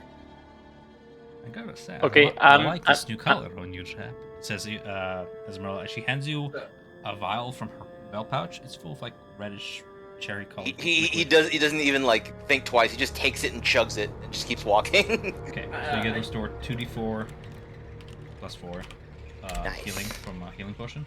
She has like, you can see she has like 2 more on her belt pouch. Yeah. How are you looking at? I am pretty bloody. More than bloody, really. Got 2 more to spare if anybody needs it. Jeb would turn around and cast a healing word in your direction. Okay. Thank you. That's Ooh, greater. 1d4 plus. yeah. You're right. Healing. It was Nadia's healing word. So what's your mod, Nadia? +2. I think it's a straight always. So 5. No, healing word is plus your modifier. Modifier. Yeah, I had Okay. a D4 +2. So yeah, he would walk over to. Actually, no. My little flaming butterfly would fly over and land on you, Aya, and burst into flames, giving you 14 health. Thank you. Yeah. As fire again courses over your entire body, healing you up. Well, You say 14? 14. Okay. Enhanced bond. I get to, but when Wildfire Spirit is out, my healing and my fire damage are improved. Jeb's nearly at full with that potion. It's a relief. This is the first time I see a fire that doesn't consume. Then it doesn't hurt me usually. Hey, we gonna get moving? We should. Yeah, Jeb's like walked this entire time. He's like not like running ahead, but he's a ways Esmeralda ahead. and Jeb Esmeralda's gonna go ahead on Jeb's tail there. He doesn't want him to go off and charge like he did last time alone, but scout with him. Yeah, just look for those screaming funguses again before you. You say that, and because you're looking out, you can actually spot 2 more patches to the south over yonder. Jeb will just shoot as he's walking up towards. He's just gonna take pot shots at them with his hand crossbow, which he's picked up. Yeah. Every time you hit him, more spores like. Eventually, they shrivel away and die as you cause enough damage and just flake off the walls. Yeah. Become one many- with rot. How many bolts would you say that took? Oh well, 5, roll me damage. We'll just determine that way. Sure. So I'll throw in the. 1 more. Okay, that's 1 patch. And I'll throw in the other one, poison 5. and the burn. 5. 1 I'm more. sure. Yeah. So I'll just say 3 because he probably just missed one along the way. They don't have AC. They're okay. motionless So- targets. So It's like hitting a wooden target. There's nothing perfect. to. Probably throw 'em I'm just back. counting damage-wise how much you need to cause too. yeah. So. Just I'm gonna say- he will be throwing fire in as well. With Geahi's help, 4 bolts. Do it. As you 4 bolts. Okay. yeah, Perfect. get rid of the That's 2 what I shrinked have. patches. 32. Okay. All right, guys. Good job. I'm gonna go ahead and load us into the other map just to hopefully it's gonna help with. Spaghetti-O. Spoilers. All right. I closed the map, so don't worry. Yeah, whatever. I just Jeb has no idea what's going on. He's single-mindedly focused on the tree. right. And you see him like start to. He's holding the ring up as he's like walking towards the tree, and if he gets within 50 feet of it, he's just gonna aim his fist towards it. Once you he gets. don't get within 50 feet of it because I'll tell you why. Nope. The cops. Oh, whatever. Cops? The little grove is like 250 feet across, right? Height and Yep. width, and the path to there is about 100 feet. You walk 100 feet, and I'll describe what you see, and then you tell me what you do. You got it. All right. Do But- you want to approach it like this way, just because you guys get to pick how you want to approach this? Yep. You wanna Just go going back? straight forward. All right. Straight shot towards the tree. By the way, while we are marching, I want to mind you, we have good berries. We do. You And guys a all bunch. Have a bunch of good berries. Yeah. You Just guys should tell all you. have 10 good berries that you can consume. And Can you give me 3? 3 more? I actually will reach in my pocket and toss you the 3, given that Esmeralda healed me a bunch. I will hand out. So yeah. I'm sitting on that. So I will consume 9 of mine. How many did you give us in the first place? Everyone got 10. because I had all of my spell slots left before we rested. Yeah. We will Yeah. never again be this flush in good berries. Yeah. Brandor will just use them up. You Okay. can take it. All 8 of mine, whoever needs them. What the fuck?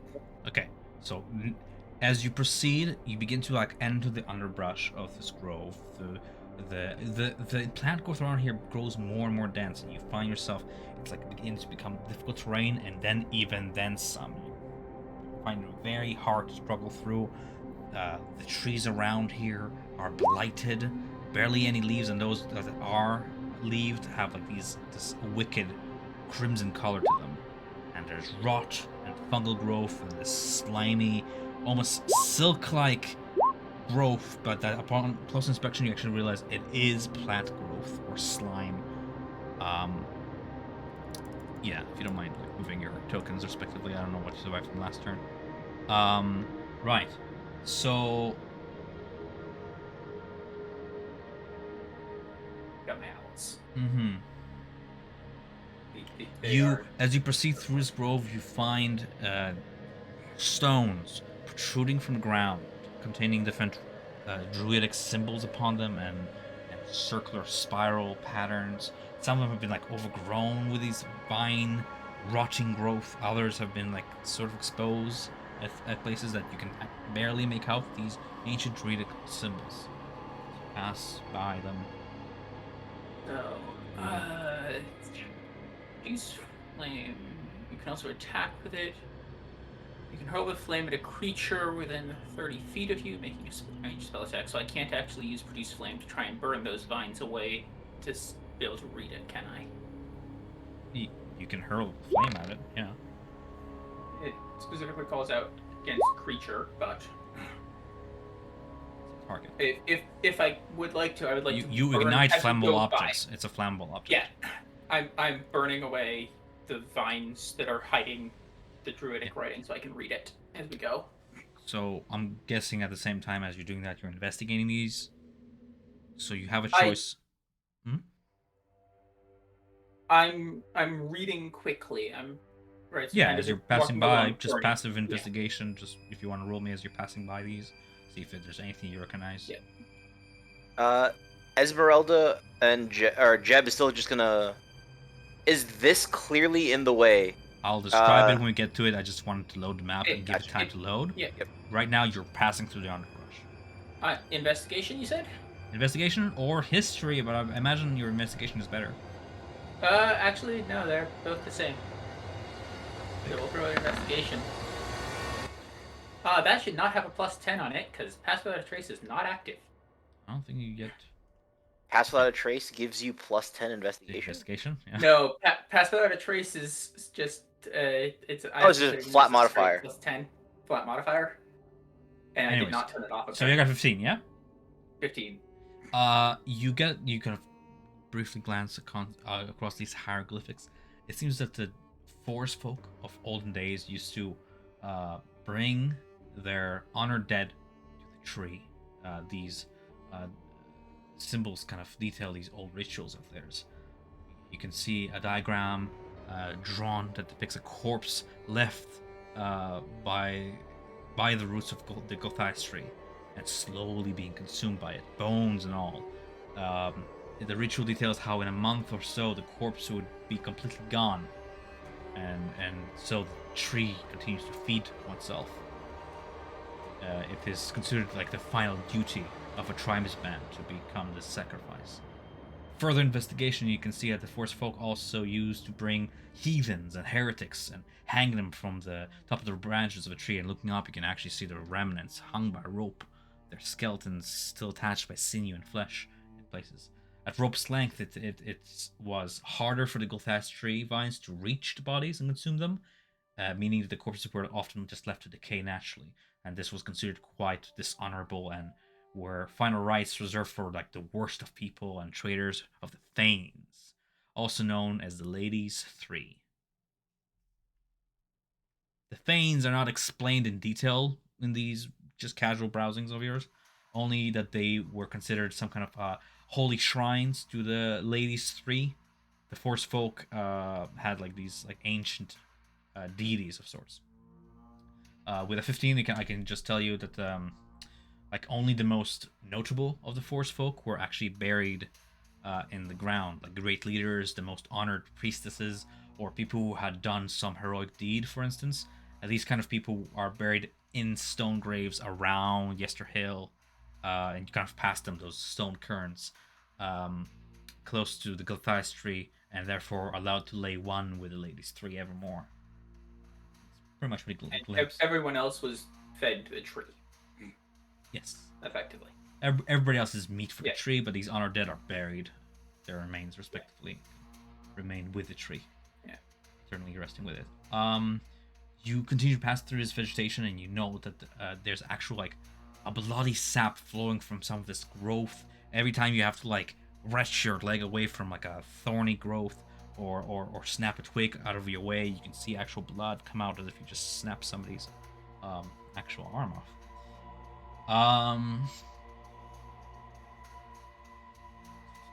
Aya is no longer blighted, but Nadia, you feel this innate connection thrum to the place, as if somewhere deep below you, heartbeat thrums, and you feel it in sync. Chest. Everything here is a network. An enormous bipedal blight patrols around the central Gulthias tree here. With each of its heavy steps, you can feel the ground shake. It has huge claws growing out of two arm-like growths that branch from its central trunk. You can see vein-like venation sprawl up the black trunk, pulsing with a red glow, in sync with this thrum, this beat you feel, Nadia. These veins concentrate close to the trunk's heart, where the torso, arms, and head of a humanoid shape can be seen fused to the blight spark from the pelvis down.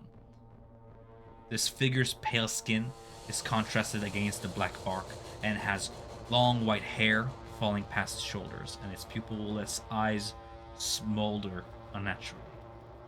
The two entities seem to exist in symbiosis. When the humanoid moves its hands, so does the blight move its arms. When the humanoid pivots its body as it patrols, the blight turns. It continues to patrol the grove, an ever watchful guardian. At this point, it is gonna go ahead and like continue patrolling at its speed, steadily moving as you guys encroach closer. What do you do?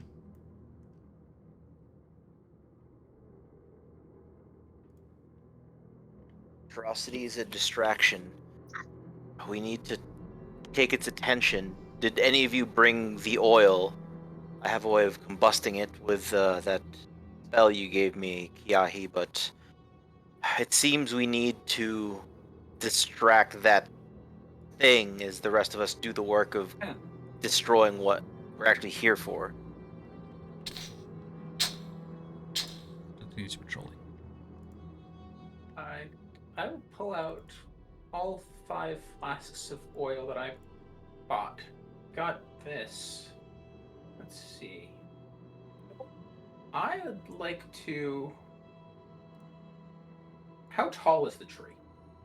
The central tree is humongous, enormous. It is about 4-5 stories high, so 40-50 feet up in the air and just sprawling outwards. It is quite thick, quite humongous. Okay. Well, I've got these. Potentially use the owls to drop them on something. I feel confident enough in my speed that I can create a small fire at the base of the tree, though I suspect if there's any more of those creatures, those druids, and anything more like that around, we'll get its attention quick. I can start the conflagration if you think you can keep it off me before I join the fray.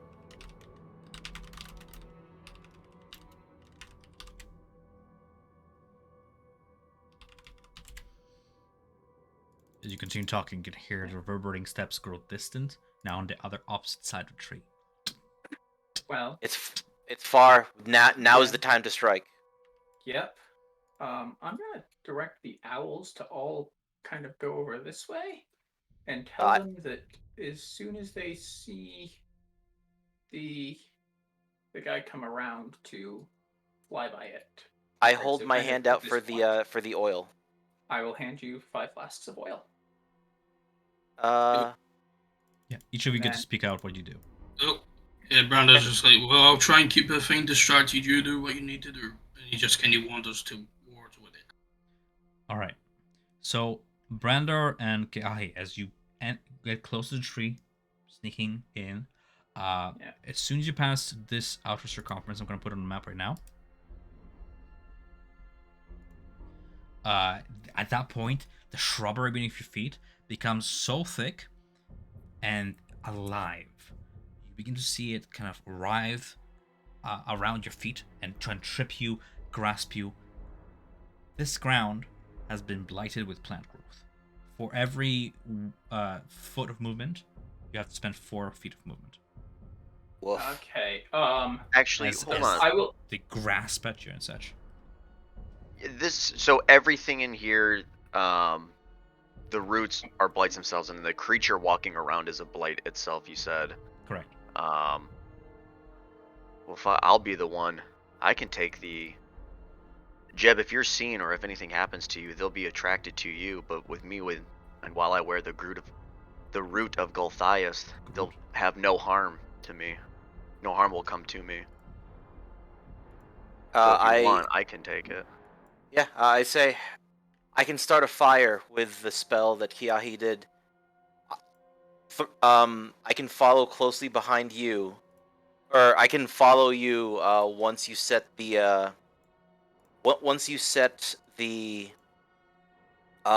oil down. Show me where. I will run behind you, and if you buy me enough time to cast the spell, I can cast it shortly after. So I'll spend a turn like dashing and bonus action dashing to get there quick. As Now, you go to I Kiaki's put stick, little auras on the map by colors. Yeah. Does everybody see them? I see all of them as red. Okay. Yes. Yeah, everything is red. It's red and Different shape. there's a darker ring. Yeah. Yes. Yes. So where the big creature patrols, the roots have been trampled, and you can tell the plant growth there has been just trampled away. So there's a path. Outer ring and close to the tree, everything is just brambles, such. So I'll delete the red zones and I'll just keep the rings, so there's no spam on the map. But that way you guys know what's what. Yeah. So Okay. so Kiaki will turn to Jeb and say, "Yeah, I can pick you up if you want. You don't weigh all that much, right? 'Cause 13 strength, large owl. I'm assuming it can carry Jeb in its claws." I have no equipment, so I am with everything 170 pounds soaking wet. I don't know what 13 strength can carry. Like Times large. 5? I think it's 13 Yeah, I think it's times times 5. 15. Oh, it's large though. It's large, so times Yeah. 10. Yeah. So that does not use the multiplication that way. So it's only 130. So it can't actually carry you, can it? Well, you know what? Yeah, he will quickly fly around and says, "Just give me those," and yeah, he's gonna. I can fly at least. And I Just can fire. if you throw them at the tree, I can follow you shortly after. Yep. Okay. Let's go. And I will go ahead and dash to the tree flying. Can and I- I will bring the wildfire spirit right next to me, doing the same. Actually, can I I'll. dash? Before that, I'm gonna ask Brother, like, can you pass me the staff again before you depart? Hey, pass you the what? The Goltayev staff. Yeah, sure. Thank you. He would have handed it over. Yeah. So I'm doing that's so where much. it would be at the end of my turn. I'm out of action stuff. I mean, like, For that. it's not combat, yeah. Yeah. I didn't roll initiative. You guys are free to act. It just time is progressing. Okay. The patroller is making his way around. So Yeah. I will Dash. start placing the oil on the flasks of oil on the tree. Draw a little 5x5 circles where you're placing the oil vials. Okay. If you don't mind. The way oil works, if you bought regular oil from Harkus, is oil usually comes in these clay flasks that hold 1 pint. As in part of your action, you can splash the oil in a flask to cover 5 feet. On a hit, the target is covered in oil. If the target takes any fire damage before the oil dries in 1 minute, once it's exposed to air. So while it's in the jug, it's good to go. Yeah, so I'll do it burns that. for 2 rounds for fire damage. Yep, so I'll do that. Okay. And then, you know what I'm actually going to do? I'm going to just do this and say fire teleport. Bang bang. Anybody else So- does anything as this is going on? Because Yeah, you said the middle ring was basically it's like normal Yes. terrain there, or it is because it's, yeah, it's so, trampled by the patroller. Yes. like, I would have been able to get into it then. Yeah. Well, you have free action. You feel that it's a struggle to get there, but eventually you do. Yeah, you pretty much Yeah, are positioning yourself before shit hits the fan. Yeah, he's just waiting for the big guy, just trying to get him distracted. Are you preparing an action for anything? Yeah, just basically, he just hold out his gun, just waiting for him to come into range. Into what range? What's your range? Get it again. Sorry, I forgot. It's I alright. think it's like 60. 60. Yeah. So So it would basically hit the corner. Well, not the direct corner. this is as far as 60 goes. Just so you know. Yeah, so it's like basically once it would hit there, All right. Are you? it would. You're standing up right now. You're aiming and you're standing up. Are you doing anything else? No, that would basically be it for him because he's trying to distract while they're setting the fire. So how he's doing that? You're doing that. Jeb, what are you doing? Seeing it looks like the wildfire spirit's gonna do something. Jeb is going to bury himself in like the foliage and just try to hide as best he can in the foliage in case this thing sees them doing anything. So he's gonna stealth as best Can he you can. whisper me stealth roll, please? Okay. Thank you. I love the Can't we just- whisper part. Yeah. Can't we just light the oil flask from afar? Yeah, we could, but the wildfire spirit's going to first. Yeah, Oh, he no, likes to look his fire from close. I need like at this point Jeb's just gone full. He needs to see this thing suffer. Mm-hmm. Trees need to suffer. Sorry. There we go. 2GM. All right. So Blake? Jeb is gonna go ahead and bury himself in the foil, trying to like meld himself with it. All the while you're struggling against this like constantly like tentacles from the ground trying to grasp at you and pull you on the ground. You're like shaking them off. They seem to be attracted to your body heat. Just trying to constantly, and you have to twitch every now and then, trying to shake them off. But you remain hidden. What do the rest of you guys do? I'm just waiting for the patroller, really. From where you're standing? Yeah, where I'm standing. And if you can make... Yeah, thank you. Remember, you can mount up as well if you wish. Yeah. It's just like, I don't know how to change the size or if I can do it. You can't, unfortunately. I hate that you can't, but it is what it is. You see Esmeralda, she's gonna go ahead and like remain at the very edge, trying to like do the same thing as Jeb, is like hide behind the underbush beside you there, Aya, and she begins like charging a spell in her hands. It's little flamelets between her fingers. Can you put me to? You still cannot control your token? I can't do anything. Man. I don't know why. It's fine. Where do you go? It's fine. I want to go just like northwest of Aya, like on the edge of the yeah, like somewhere up in there. Somewhere up in there or right there? Right there is Cool. fine. All right. As you guys prepare, what the owls are doing? They're just chilling there. After the the owls deposited? the owls are chilling there, and I put text down on kind of the current Once he gets in range, which is about there, they will swarm him.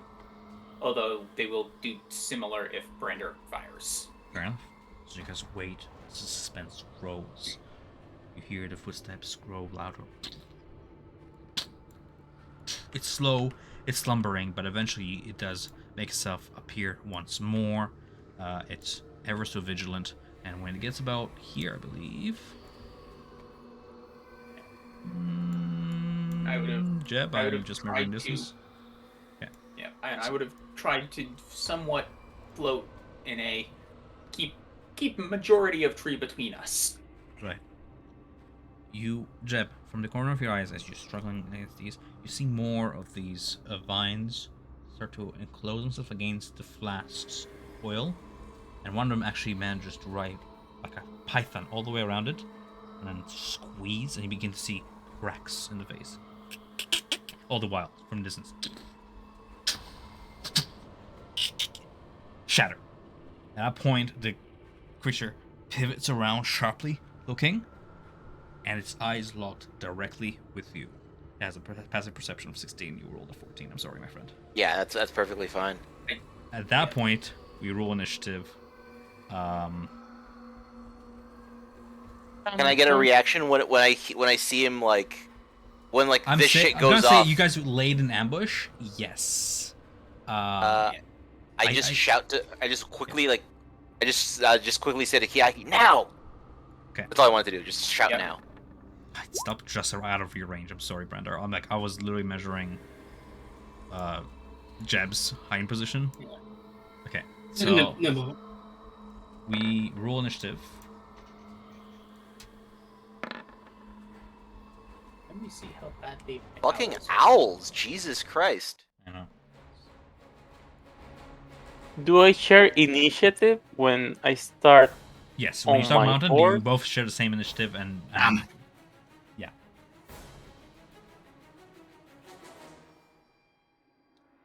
So one of the oil casks has been shattered. You can see oil begins to spread in like a 5-foot radius, soaking into the ground, and with this like translucent, shimmering way that benzene kind of reflects light.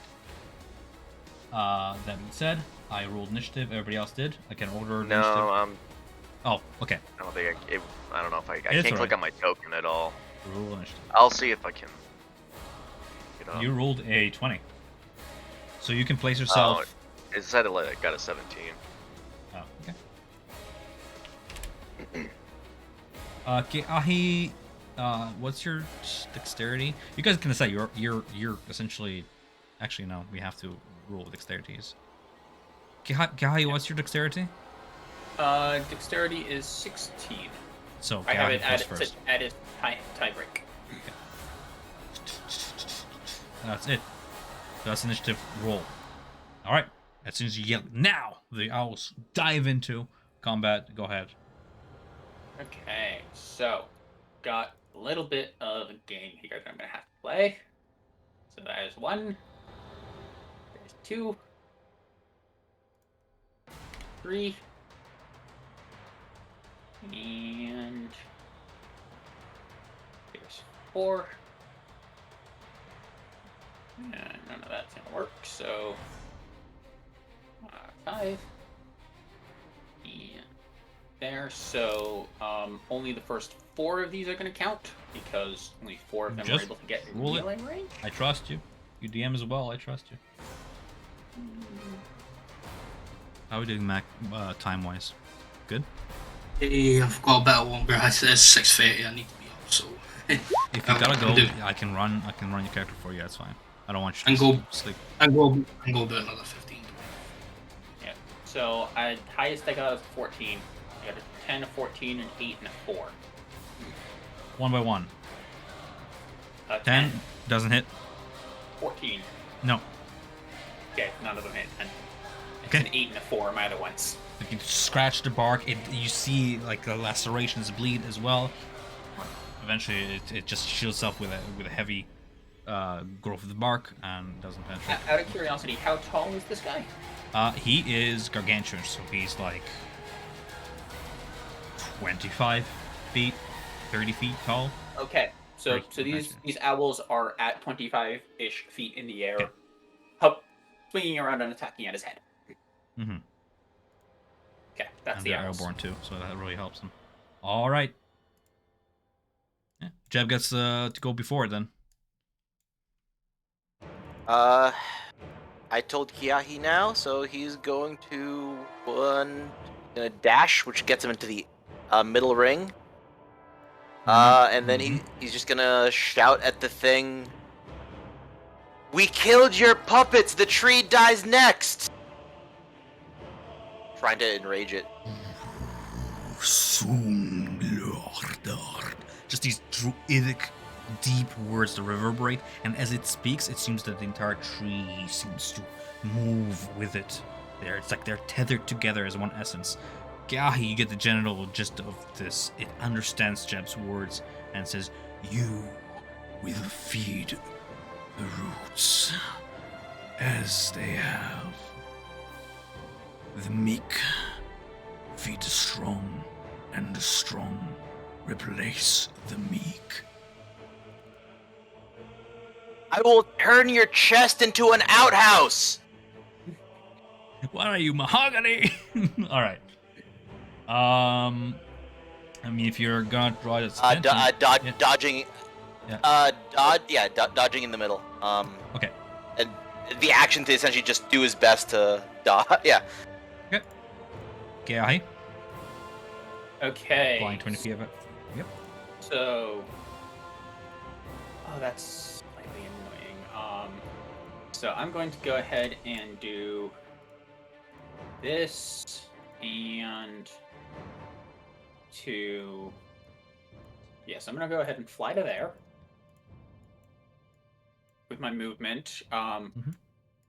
Bonus action, I'm gonna command my guy to do fiery teleport, which unfortunately is going to happen at the end of my turn, which means that I cannot then control flames on the oil to make it go bigger and faster. So I will produce flames to spin up fire on my hand, but unfortunately I am not within 30 feet of him, so I'm gonna throw it at the tree itself. I'm just gonna try and target not where the oil is, but just kind of over here, I think, right? So that's... Yes, I'm gonna target right there with produce flames.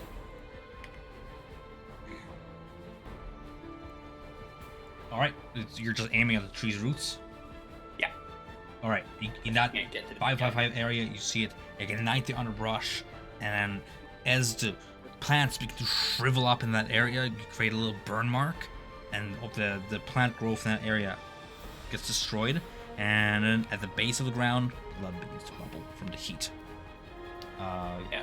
We're gonna So draw a now little square there, just where it hit, and you hear a very deep, reverberating growl coming from the tree. Yeah. So. Are we under? Yep. Yeah. So then, Wildfire Spirit is gonna go ahead and burst off a fiery teleport right there. So that's gonna hit all the oil within 5 feet of it, igniting it. There's a smallish explosion that ignites and sprawls up the tree side, and splatters oil as it ignites on fire. Yeah, and Wildfire Spirit will just fly on over to there.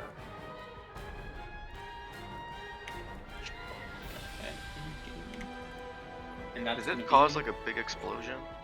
It's a 5 foot radius around it gets burnt. Yeah, It was the other oil. Fume explosion, but then once the flames kind of concentrate, it's a constantly burning 5x5 zone where the jug was. But I mean, it's a flame, so as Kehai pointed out, you can do a lot with it.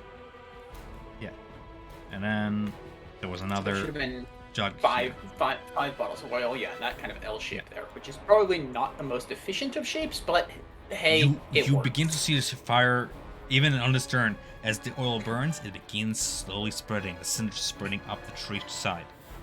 It's a flammable tree. Yep. All the while just... And the Wildfire Spirit moved forwards and is going to stay It's going to be 10 feet up in the air. Okay. I'll add that.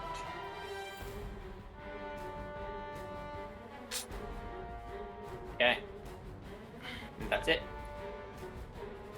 Everything I got.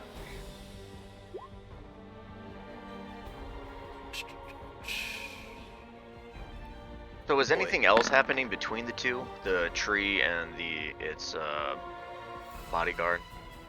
Are Every they- time he takes damage, you can see the tree move slightly and roots move.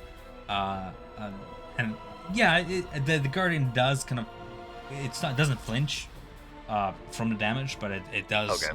have a panic look to it as it sees that the thing it's guarding is ignited. In fact, I was gonna say, as a legendary action on following your turn, Gahai, since you've ignited this fire and the thing sees it, it's gonna look angrily at your owls and try and bash through it. And then you see a root come out of the ground and just try and pierce one of the owls. 27 to hit against this guy over yonder. I believe that hits. Yeah, 27 is definitely going to hit the owl. It wraps around the wings. The wings kind of like begin to like bend at a very weird angle as the owl is grappled mid-air by this root. So which one? This one. That one, okay. I'm gonna put a little icon on it for grappled. Yep, I can get that. Here you go. Got grappled on it now. Mm-hmm. Wow, 25 feet up. That's a hit. One bludgeoning though. Yeah, but the crushing part is the bad part. I mean, I'm flavoring it. It's not really 25 feet up in the air. Yeah. It's just the tree's attack, and it's right there within range of it. Wait, the damage is wrong. It says 1 + 0. I'm sure It says that. it's 1 bludgeoning damage. It's a Oh, it's purely actually supposed when to it be- hit. Yeah, okay. because it's a huge 2-hit. It's not a damaging attack. It's a grappling attack. You'll see. Gotcha, why. gotcha. Trust me, you'll see why. This guy is. He's pretty Yeah. good, right? Oh, no, I just Pretty wanted to make sure proud the of him. macro didn't get messed up. No. Thank So, you. out of curiosity, am I the only one who's seeing the grappled, the nice animated grapple icon? Is I black? see it. Oh, it's all black. Okay, I'll delete it then. Yeah, It was purple for me. Yeah, Oh, I know I know what Samson's talking about. Sometimes it will probably refresh the window. I'm not gonna bother with it. We have icons. It's all good. I'll just do like little cool drawings. With that being said, now it is your turn. Okay. Okay. Well, shit. I'm going to. Where's it at? Kind of wish I didn't use my level 4 spell now, but fuck it. Would. Information being presented. What's that? I don't know if you still need me giving you map details. Yeah, I mean, I kind of do. I can't do anything. It's all frozen. Okay. Shit. So I'm going to cast. I'm gonna use what 5? No, I'm touching. I'm gonna use guidance on Aya, and as my. And then the rest of me, I'm gonna move closer to Brandar, using 35 feet of movement or so. So it's 10 will get you into the ring. I Oh, that's think, right. and- It's what, a quartered at that point? One- For yeah, every One. 5 feet is 20 of your movement. Okay, I have 35. Got a dash. Yeah, but No, Okay. because I'm just gonna use the full 35 movement to get closer to Brandar, and then I'm going to use my bonus action to levitate myself, and then throw myself an extra 10 feet. Tempestuous Yeah, magic. tempestuous magic. Yeah, that works. You actually tear yourself away from these grasping vines as you whoosh forward with the storm. Yeah, as soon as I get closer to Brandar, I do all that stuff. Use my bonus action, tempestuous magic, to get closer to him, and then that's an Aya has guidance. And that's it. Yeah. Okay. This is difficult terrain, the first ring, right? Or I'm mistaken? super difficult terrain. It's 4x, not 2x. And for every foot of movement, you spend 4. For every 5, you spend 20. Okay. So I'm gonna go around it. I'm gonna be running around the edge of the difficult terrain. Okay. And I'm gonna cast Eldritch Blast to the Guardian. Go ahead. Mm-hmm. Sorry. Wrong click.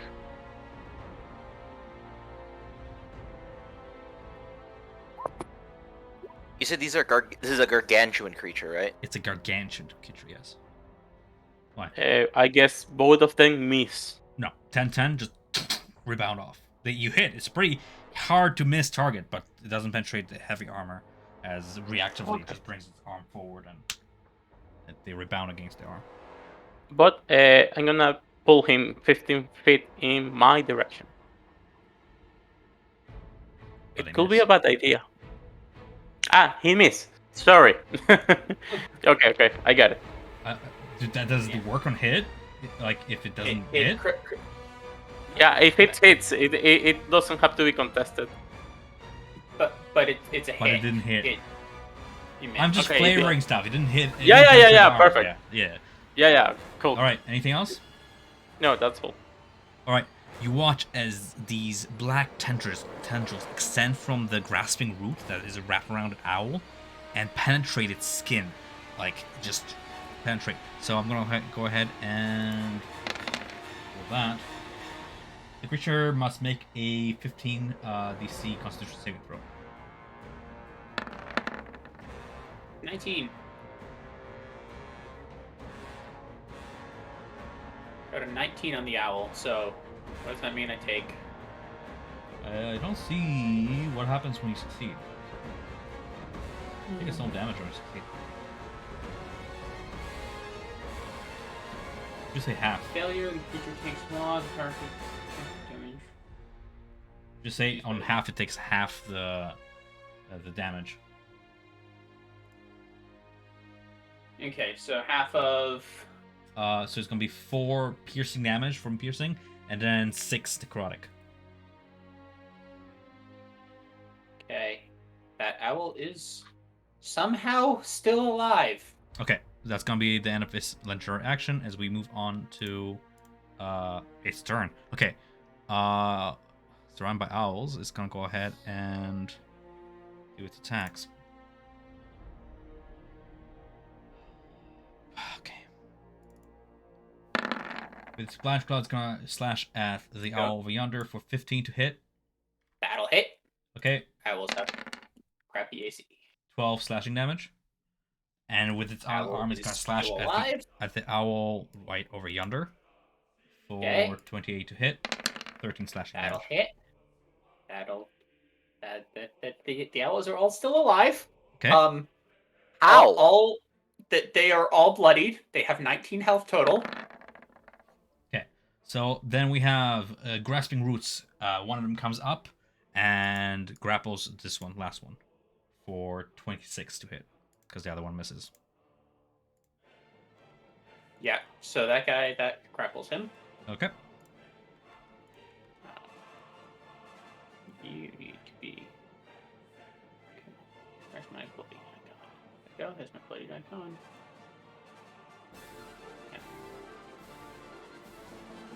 Alright then. And then you're airborne, eh? Let me read this real quick. Oh, you're airborne. That's not gonna do anything against you. Yes, we are all airborne. The owls are all flying around this guy's head. Jeb is taunting it though. Alright. Yeah, Jeb is taunting it. This is what you get for taunting it. You see, Jeb, the ground rumble beneath your feet as quickly roots spread outwards in a circle, about 10 feet to each side of you, and then, just like last time with spike growth, they burst outwards, but this time not penetrating your feet, growing, keeping growing, taller, 5, 10, 15, 20 feet outwards, this wall of thorns. It's that. And that is going to be the end of its turn. As Brender, you take yours, and I put the token on the map. Yeah, he's just going to move 25 feet. So here. 5, Do That appear in my square, so I have to make that save. N- I don't see the. I don't see the wall of thorns. Well, I'm spawning it on the map right now. Oh, sorry. Spell description, please. You create a wall of tough, pillable, tangled brush, bristle with needle-sharp thorns. Sorry, Brander, we just figured out this spell here. Any bother. The wall appears within range. Yep. Solid surface allows for a duration of concentration up to 10 minutes. You choose to make the wall a circle, 20-foot diameter. Oh, 20-foot diameter. Yeah, that's correct. 20 feet high, 5 feet thick. The wall blocks line of sight. When the wall appears, each creature within the area must succeed a dexterity saving throw. So you, the roll me dexterity. Remember, you have uncanny dodge. Evasion. Evasion, yeah. Right? Because uncanny dodge wouldn't. Whichever one is the dexterity saving throw. Yeah. So 0 damage. You receive 0 damage. Amazing. Okay. And then the wall remains there.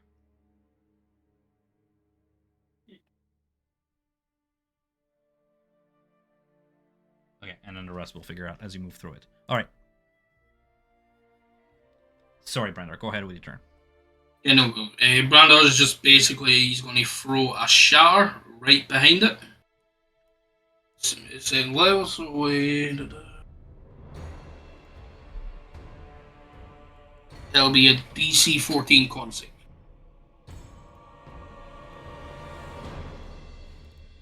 Constitution saving throw coming right up.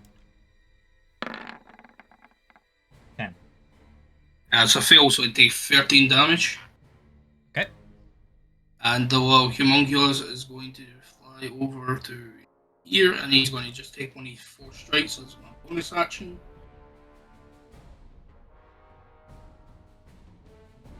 $14.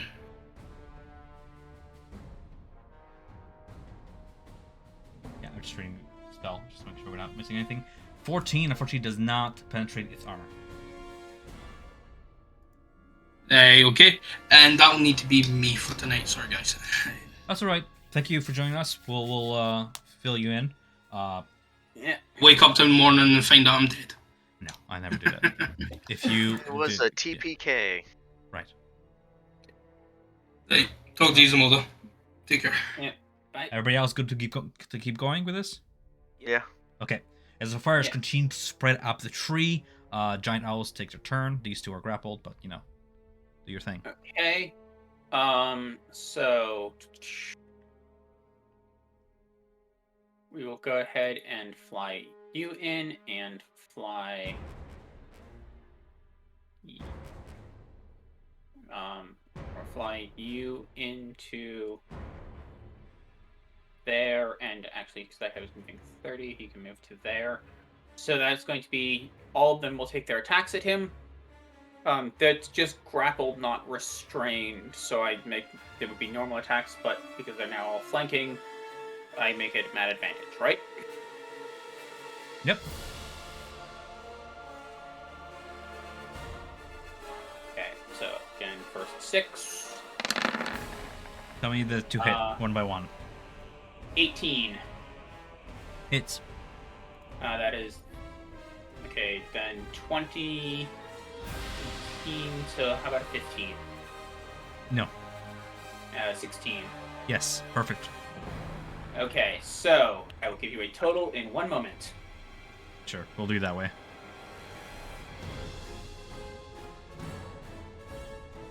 Beginning of the round, by the way, oil is doing its damage. I'm counting it. Yeah. So 38 slashing damage. 38 slash damage, and the attacks are non-magical, correct?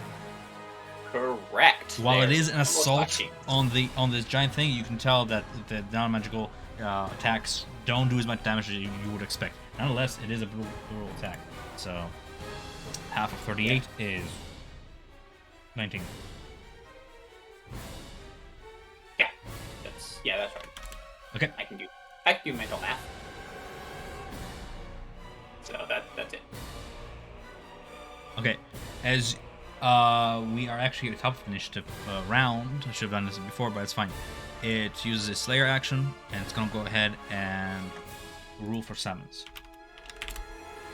Oh boy. There's a crying call as you see movement from the canopy above, from the thick canopy. 2 flying creatures dive down on the owls. You see 2 bloodsuckers. Where are they? I have the tokens right here. They're gonna spawn right beside us, and the one's gonna spawn here, the other one's gonna spawn here. 1, 2. They're gonna act on its initiative turn. Right, that's the layer action. Then we have the damage taken. End of turn for giant owls. That is end of turn for giant owls. Okay. We will hang out around him and draw fire. Ez's turn next, I think. It's gonna go ahead and do another constricting blood drain on this owl over yonder. It has to roll that constitution saving throw. Failing, it receives 11 piercing damage and 14 chronic as the end of the tendrils pierce it and begin to drink its essence. I believe it's gone. Just vanish it for smoke as the constricting vines kind of like smash in on themselves and then go back into the ground. Yeah.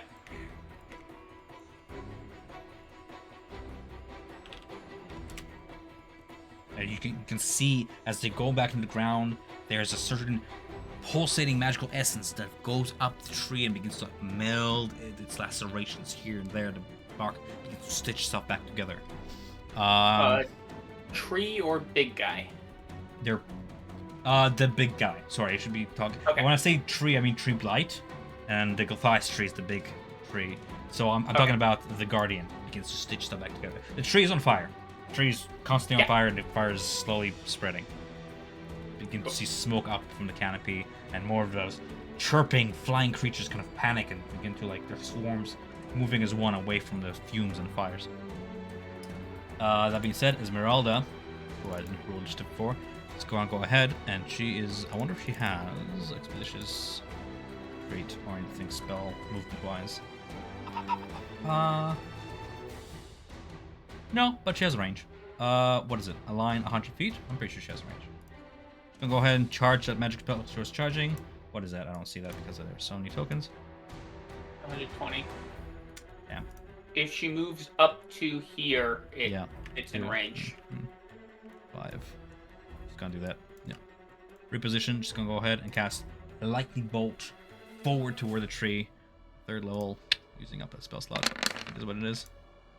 Dexterity save on the tree or half damage. On the once I keep saying tree, I mean the tree blight. Failing. Takes a full 28 as it just rebounds off and sends bark flying, singeing its shoulder. Alright. That is that. Jeb, it is your turn. I just want to make sure I'm presently not going, like, being threatened by the wall, right? No, it goes when it around you. appeared. Like when it first spawned, it like went to damage you because of the way it grows, and now that it's still, it's just moving through it will cause you damage. But it's, as I said, it's saving throw. So.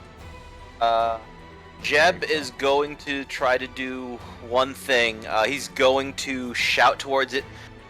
So you want blood? How about other? And he's just like losing his mind. He's going to drop his trousers and start pissing on it just to enrage the thing, to try to get it to run.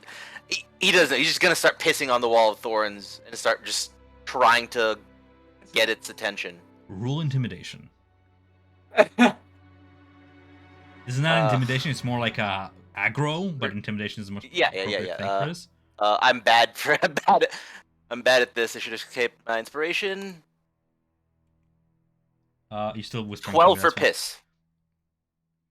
It looks in your direction, but sees that you're in prison. And it's just like Martin, which is like something along the lines of druidic pathetic.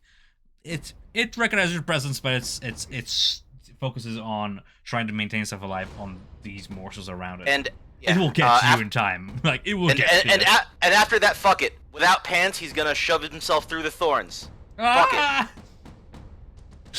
He should have put his pants back on, but he's just lost it. He almost died. Throw to keep your wang. I do not keep my wang. Well, you suffer. I believe you can take half damage on this. 78. So 78. Yeah, I get half damage. And you can get. I have a lot though. I got healed for a lot. So that'll be Let's do this. 17? 17 or 18? 17. 17 piercing damage. I'm up with 11 damage, bleeding, and you just see Jeb, rapier in hand, bloodied, just like looking at him. Is that all you got?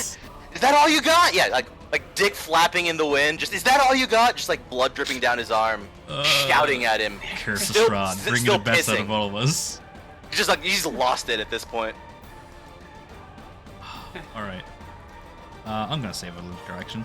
Kahai, it is your beginning of your turn. Wait, actually, Yeah. I still have movement, don't I? You move 20 feet through the. 20 feet, so I have there's 10 more movement. Yeah. So just 10 feet more closer to him. Sure. Go ahead. What? Plus, did you do anything with your bonus action? Because you can dodge. You can use your bonus action for cunning. I assume that was to take off my pants and piss on thorns. No, that's more like a check. That's for fun. That's But isn't okay. halving Then your damage I'll happily is that a dodge. passive? Hold on. Is halving the damage, is that a passive thing or is that a bonus action? That is a passive. Okay. Awesome. You can still bonus action. Yeah, bonus action dodge. Just like gesticulating my arms, like aiming my rapier at him. All right. Guy. Fun stuff. Okay, so I will go ahead and fly up over this way. I'm then within 30 feet of the guy. So again, flames will appear in my hand, and I will toss them at him for 23 to hit. 23 to hit hits. So that is 17 fire damage to him. Yeah. You see the flame take full effect as it ignites the bark. It's begins spreading. Yeah. The pattern is almost like runic, and it's like spiraling as the flame kind of digs into the crevices of the tree. The pattern of it. That is 17 total math time. Okay. Yep. And then bonus action, I'm going to command my wildfire spirit to flame seed the guy. So let's see. This is looking like I may have gotten flame seed. What is flame seed? Flame seed is a range attack that he makes range 60 feet. Oh, okay. Yeah, he basically he fires a speed of fire at the guy. Right, forward. like a little amber shard that explodes magically, but like just sizzles off. But you managed to ignite the tree blade. All right. Yeah, That being said, anything else on your turn? Nope. We will both be staying up 20 feet in the air. Okay. On its next legendary action, it's gonna go ahead and blood drain this owl over yonder. Again, DC 15 Constitution save throw for the owl. That owl is gone. Yeah. I think. Yeah, because that's more than he has health. The flames extinguish as you begin to see the bleeding bark stitch itself back together as the owl dies. That's it.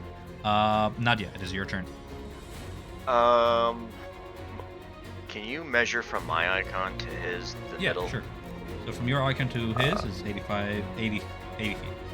Okay, cool. We're just gonna fucking send it, full send. I'm gonna shoot a level 3 fireball in his direction. The owls are 25 feet up, it says on my screen currently, so they're out of the range, and it has a 20-foot radius. And obviously place it where like it doesn't hit Kyahi. It's like gonna land on him or a little bit behind him, and it'll hit the tree blights too. Those two little ones. Okay. Those are. They're not tree blights. They're little flying creatures with proboscises on the front faces. Little bloodsuckers. How tall are they, or were they? They're tiny. They're like bat. Oh, okay. And I'm assuming they're up near where the owls are in terms of height, right? Because they came out of the... Yeah, they spawn cannon, right so beside they're- the tree owls. Yeah, I just forgot to roll initiative for them, but you know, whatever. Okay. Well, the fireball doesn't get them then because it only has a reach of 20, so it just basically gets everything below, the main guy. So here it goes. Firebowl.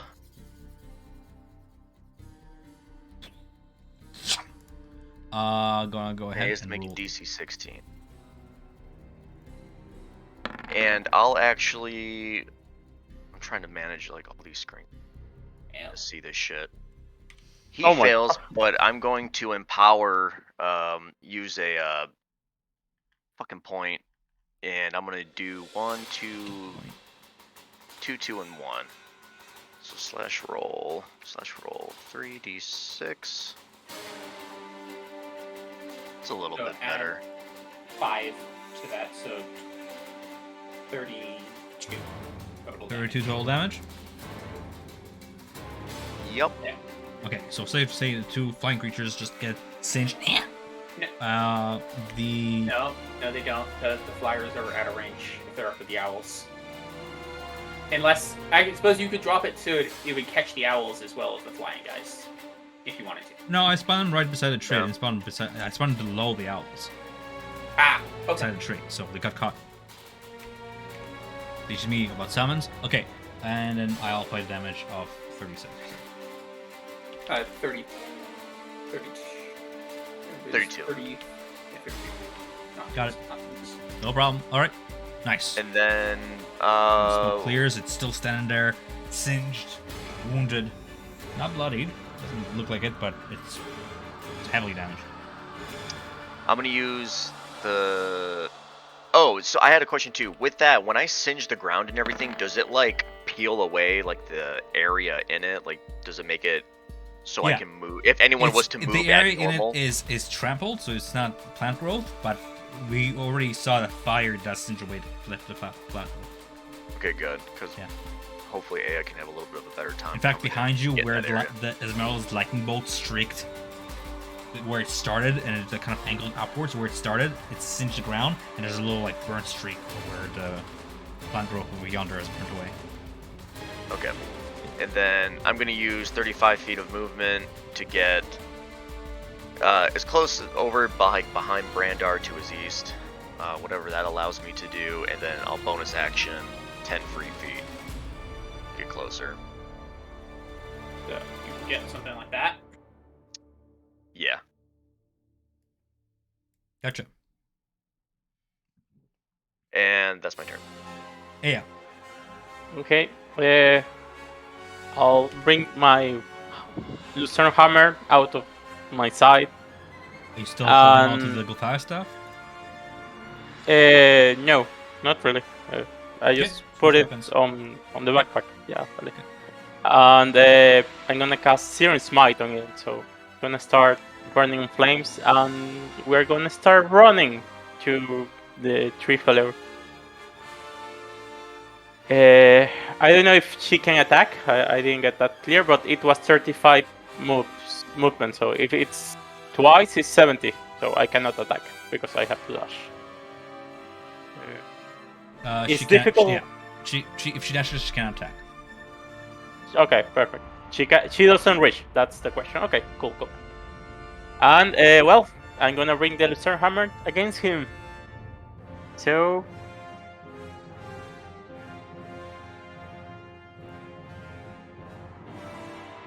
22 hits. 22 hits. Searing Smite. No, 2. 9 damage, and I'm gonna smite that on a level 2. So 3d8. And another hammer against him. So what's the total damage for the first strike? Okay, for the first strike, it's 10, 9, 13, 19, 32 damage total, or 35. It's 13 plus 9 plus 13. Did I? Okay. Yeah, you're right. Yeah, my bad. Yeah, 35 total damage. And I'm gonna push him a step behind. So he's gonna go a little bit awkward. Yeah, perfect. Okay, as you And bang, like bash him outside, you can see More wood splinters fly outwards as it just. It's bloodied. You begin to see like blood seep out from the cracks and such. Singed, bleeding. Still maintaining. Nope, not maintaining the spell anymore. The wall of thorns over yonder drops. Crumbles away back into the earth.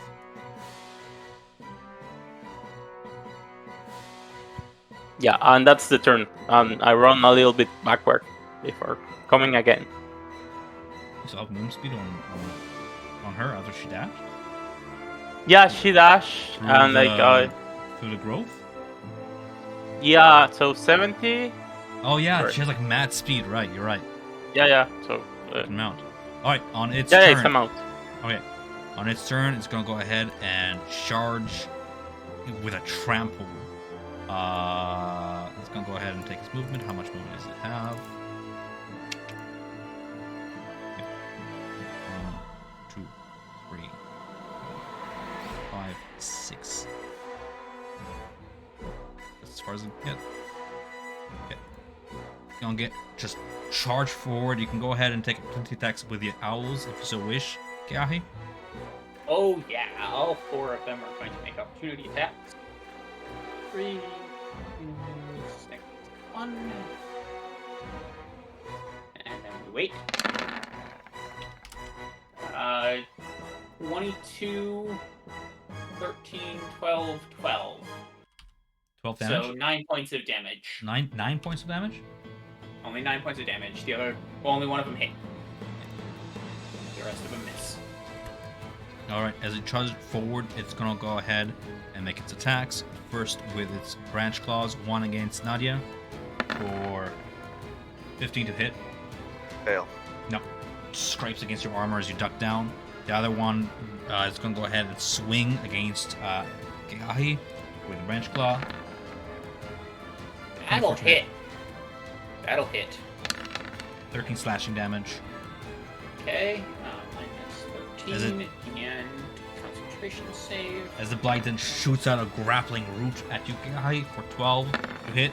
And another one. No. What? You dropped the owls? Owls go away. Okay.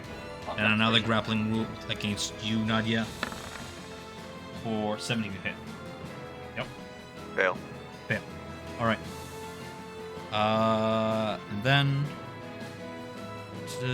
Or use her fright for presence. And then with a mighty roar, she just comes into your faces and with tendrils spreading out. She's going to intimidate you as red blood oozes from the pores of the Gutha's Blight. Each hostile creature within 30 feet. So that'll be Yahi, Nadia, Jeb, I believe, is within that range as well. Yep. Are you within that range? Yeah. It's gonna be all of you. Make me wisdom saving throws. Guess I'll roll for Brendan. Someone roll for me. I'm in the other room. Okay. Wildfire Spirit fails, except, never mind, its conditions of immunity include Frightened. 21.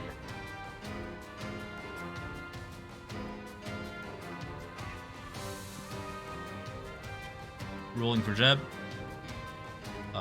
Wisdom. Natural 20. For Jeb. Makes perfect It's the sense. piss. Maintaining his It's the bravado. Dick out, Jeb. Oh no, we've made him a savage. Brander becomes frightened. Those of you who rolled below the DC of 15, you're frightened as well. Yeah. I did not, and the Wildfire Spirit has condition of immunity to Frightened, so no Frightened effect. Are you frightened? No, I got a 19.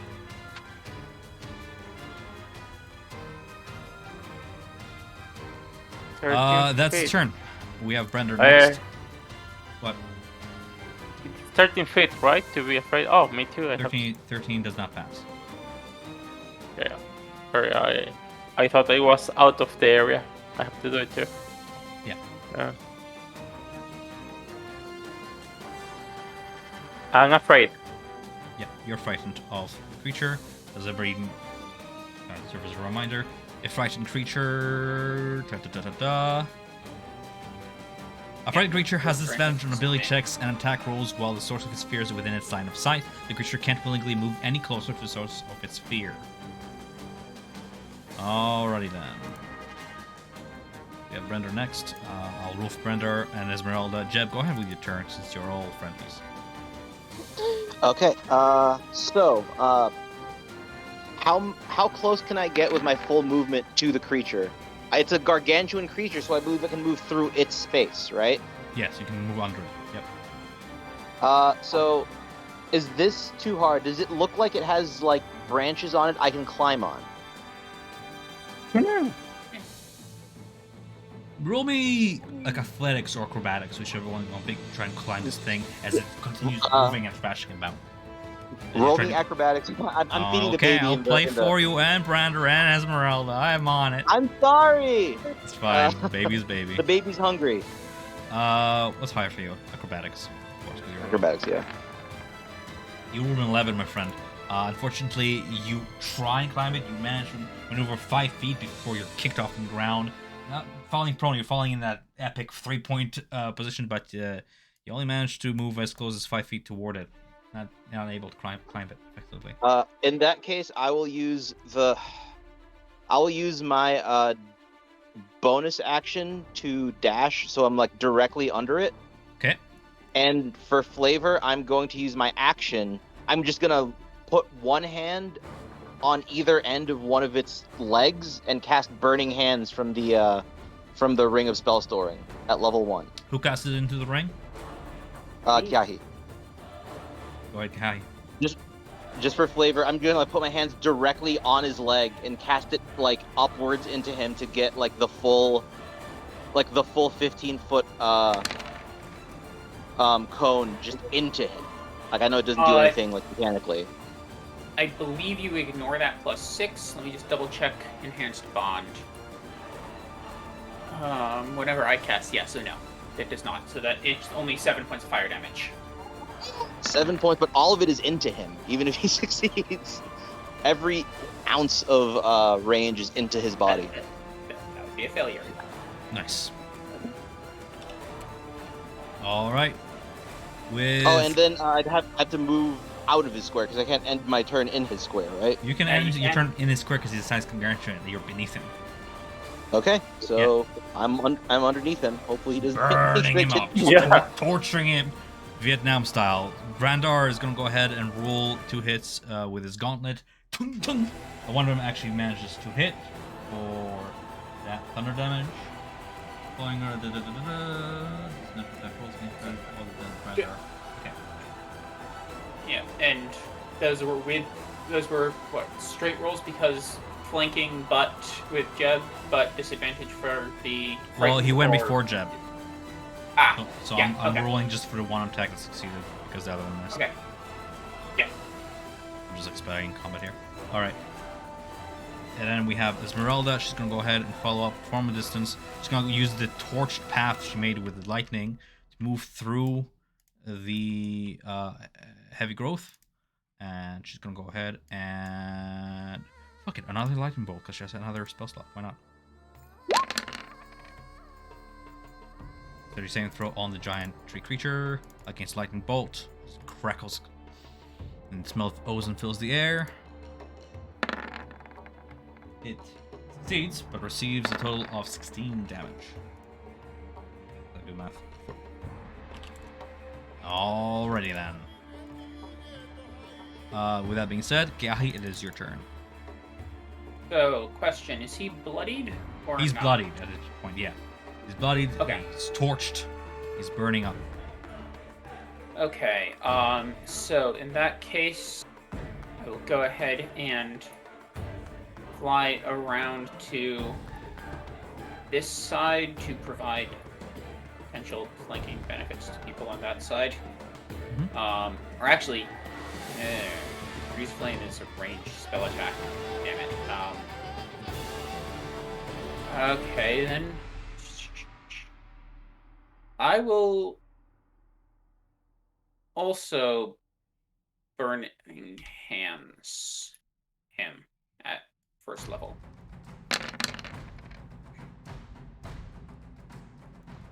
So this one is 20 damage against DC 15 saving throw. Half on a success. Because this one does include the... So 20 points of fire damage. 20?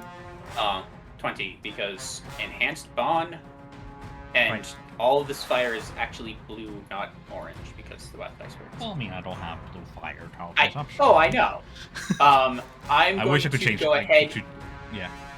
Yeah. Wildfire Spirit's gonna fly down, technically like that, down to ground level next to them and do fiery teleport. It's my bonus action.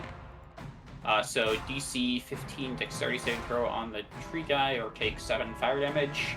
And Nadia and Brandar can move 15 feet in any direction they want. Bernard is going to take that Spirit will go right back to where... back. Yeah. Wildfire Yeah. Spirit, right back to where it is. I'm gonna move 15 feet back. Back. Okay. Back you go. As the tree's burning up, it's going to go ahead and roll 14 against your DC of 15, so it 15. takes 7 fire damage from the Wildfire 7. Spirit All right. blasting up the flame around it. At this point, like, you see that its leaves begin to flake off, branches fall to the ground. End of your turn, it's going to go ahead and take a legendary action against you to attempt to root you. Okay, rolling. Roll. What? Battle hit. Yep, hitting for 1 bludgeoning damage, and you are trapped Okay. in this semi-singed, burning, cindering vine. That being said, we have Nadia. Okay, I'm going to blast him with my level 3 chromatic orb. Oh. And it's gonna be it'll be lightning. 23. 23 to hit hits. Cool, I'm gonna empower it with my clerical magic so he takes 5 full d8s. So, So that's 5, 10, 40. 15, 20, 40, yeah. That doesn't matter. 40. How do you want to do this? Oh! So as I come out of the fiery teleport, I just come back in flames. And as I do, I lob up like a ball of energy of lightning into the air. And it's like a slow arc, and then it just comes back down, starts to take shape into like a lightning like bolt hitting into the earth, and it just pierces like right between his like collarbone and down to the bottom. And with that, And it just it splinters. just clenches. You can see the writhing tentacle that holds Gal. He kind of bashed to and through, and finally let go and go back in the ground. As all these tendrils concentrate in one spot, it lets out one final cry before shattering from the inside, burning pieces going everywhere, and there's a deep, reverberating groan from the entire grove as the tree to the south shimmers, and you can see leaves fall slowly. The tree begins to wither. It's still standing, but it's dying ever so slowly as the big mass of the Guardian just topples to the ground, dead. Woo! Oh, onto Jeb, killing him instantly. Yeah. You're doing it, Jeff. You're doing it. Yeah, dong out. Just gets crushed. Piss on it, Jeff. Teach him. I was making him conductive to the lightning bolt. I helped. Oh, sure did. That was Pollock. That was much less lethal than I expected it to be, but fun nonetheless. It's like the previous fight didn't burn that many resources because of the 100 army of owls. True. I- Those I- owls were MVP. I'm gonna tell you something. I got 2 more I can pull those owls 2 more times today. Good, you'll need them. Trust me. You're not done yet. Oh my! I have more. This is one of those 7 phase dungeons. Meanwhile, the tree over there is like burning up. So, So, well, I will turn towards the tree and I'll start using control flames to boost the fire up more and more. I would actually tell Kiahi, no. Can you focus it down? This monstrosity's roots spread throughout this entire hill. We have to get it at its source. We have to sever its connection to the mountain itself. Well, okay, we can burn it both ways. And I will start alternating which direction I throw fire. Yeah. Basically, I'm just trying to get this thing Over the course as of the on next fire 5-10 as minutes, possible. you spread the fire. You can see these multiple flying bloodsuckers flee from the tree, abandoning it. The leaves continue to fall. The tree becomes bare over time, catching on fire. It is a beautiful blaze for Yukihahi. This is a true Oh yes. rebirth by flame sight. Yeah.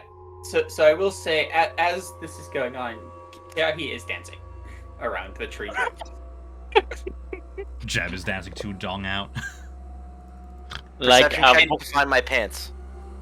You eventually manage to like them off the remnants of like little thorny bushes in the ground, but yeah, they're there. Yeah. So, as you burn the Gulthias tree down, it will take quite a while. It's quite a bit of wood. It's like watching a tree, like a ship, just being blaze. An entire house. Just it will take a while for it to burn. As it does so, the groans of pain continue. The roots continue to writhe.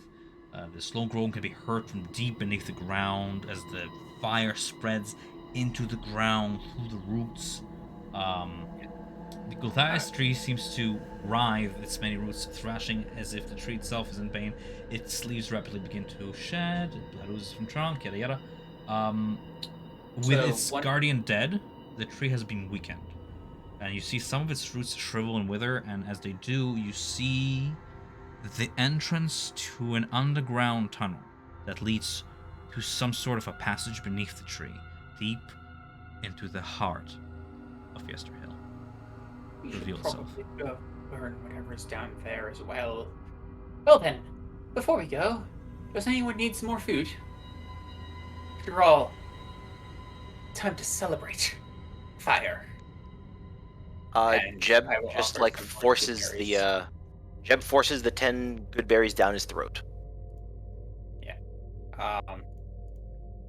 So Esmeralda presents one final supreme say- healing potion. oh.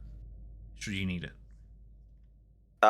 Jeb actually says, as much as I would prefer to have these scratches on my nethers healed, we might need it for what's to come. Save it. I'll most likely need you to resurrect me from death again. So I will say this. I personally have 16 good berries left after consuming stuff. I still have 8. If you wanna bring me to full health, I'll take 6. If not, You I'm can okay. have 6. I give 6. Fine. Or, No, I yeah, force feed them to her. I'm sitting on 10 of them. How's Brander doing? Is Brander in good shape? Brander is in perfect shape.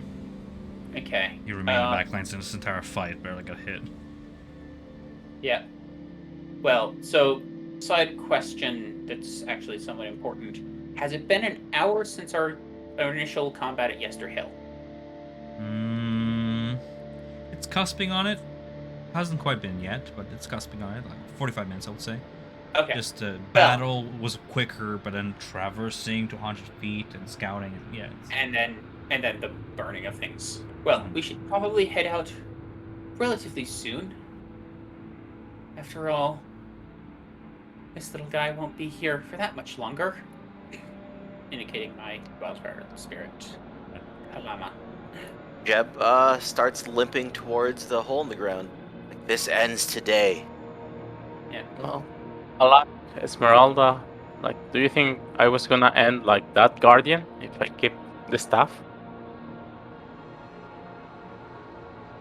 Oh, why?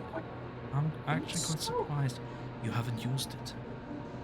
I thought we had this artifact for this very purpose, but perhaps it is wise to save it. There can be other uses to it, and Well, what if this is not the only blight site in Barovia?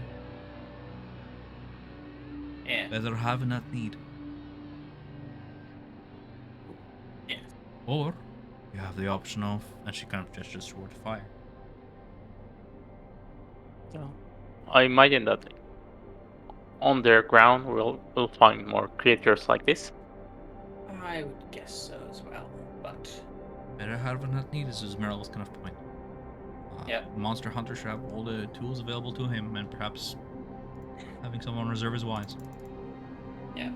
Oh, okay. I mean, she seems pretty fucking impressed that all y'all managed to handle with her this blight. Slowly, you're proving your worth to Esmeralda, it seems. Well then, Mm-hmm. onwards, down into whatever this dark place of these druids is.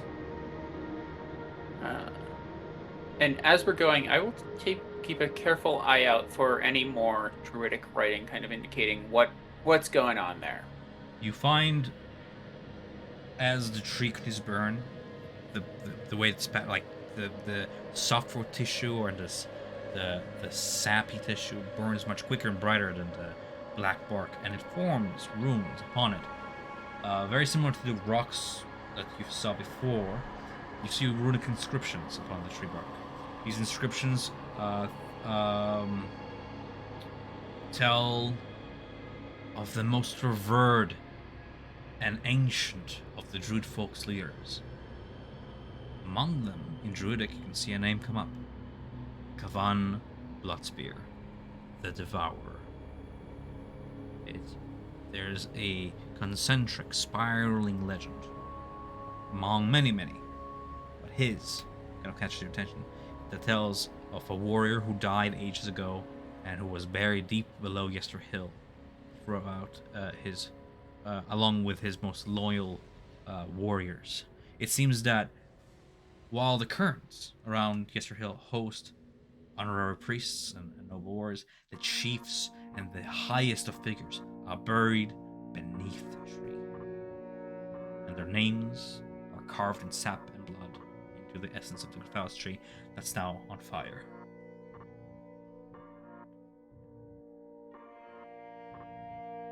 Well, your spear there. That name you mentioned, it's here on the wall. Apparently he was buried here. Should be interesting.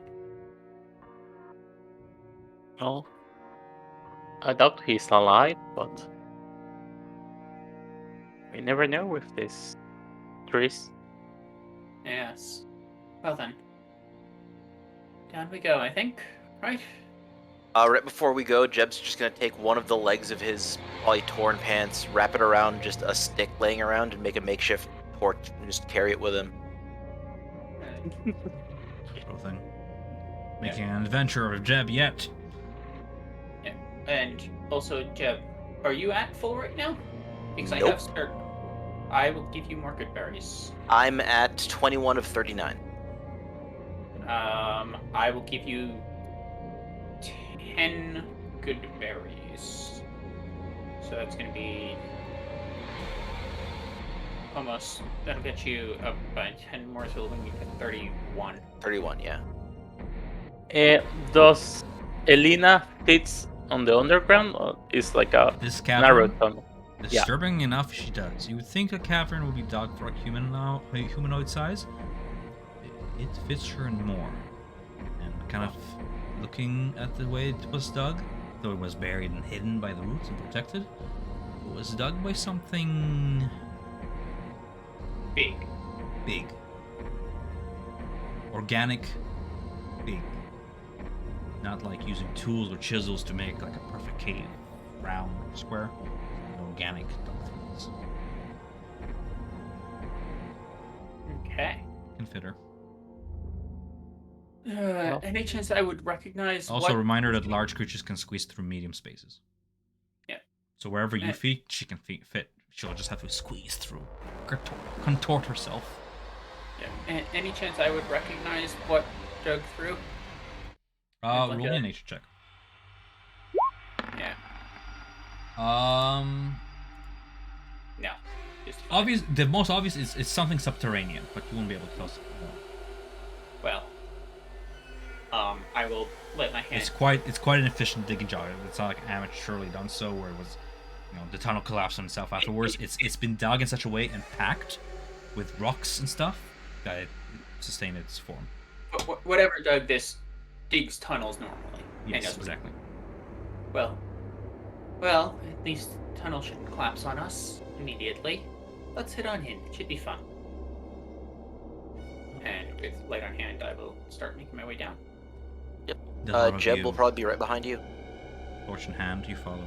A lot of you go into the passage beneath the tree, deep into the heart of Yester Hill. It takes you some time to carve your way down past the tree's twisting roots. Torch does help to singe away some of the more still alive, writhing roots that kind of whip against your heels, and you just chase them away with fire and blade. Your feet finally hit soft ground, composed of mud soaked in what is unmistakably blood. It smells like blood. There's a copper smell to it. The air down here is chilled but damp, and the tunnel continues onwards into complete darkness. Some distance ahead, see something shimmers with a ruby red light.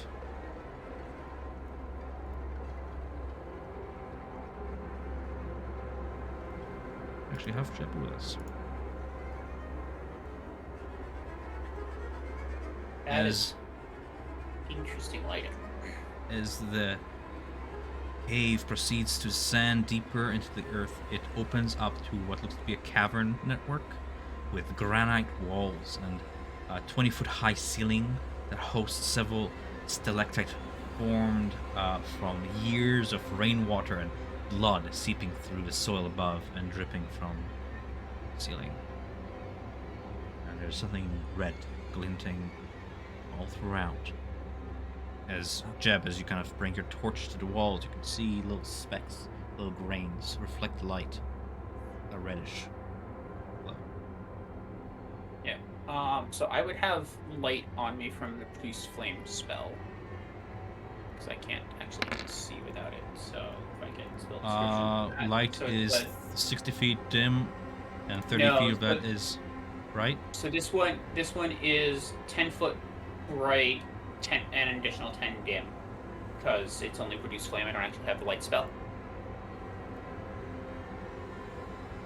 Bright light 10. And dim light, low light 10. Can everybody see this light he's producing? Yes. Okay. And I assume Jeb should have some light as well. Right? Yeah, I assume 20/20 with my pants horse torch, right? Mm-hmm. I'm just adjusting to bright light 20. Dim light 20. Now here's a question, guys. It is 9 o'clock on my end. We have been at for 3 hours. Do we want to call it here and proceed with Mac next week? Or do we want I think it's fair, especially that way he can die when he's back with his character. Yeah, it seems reasonable. It's up to you Yeah. guys. You can explore around more. It's up to you guys when you want to call it. I'm Yeah, cool with ending it's it 'cause fair I can for do him shit. to wait in, I think. It's totally safe down here, though, right? There's no fights. There's Yeah. nothing down here.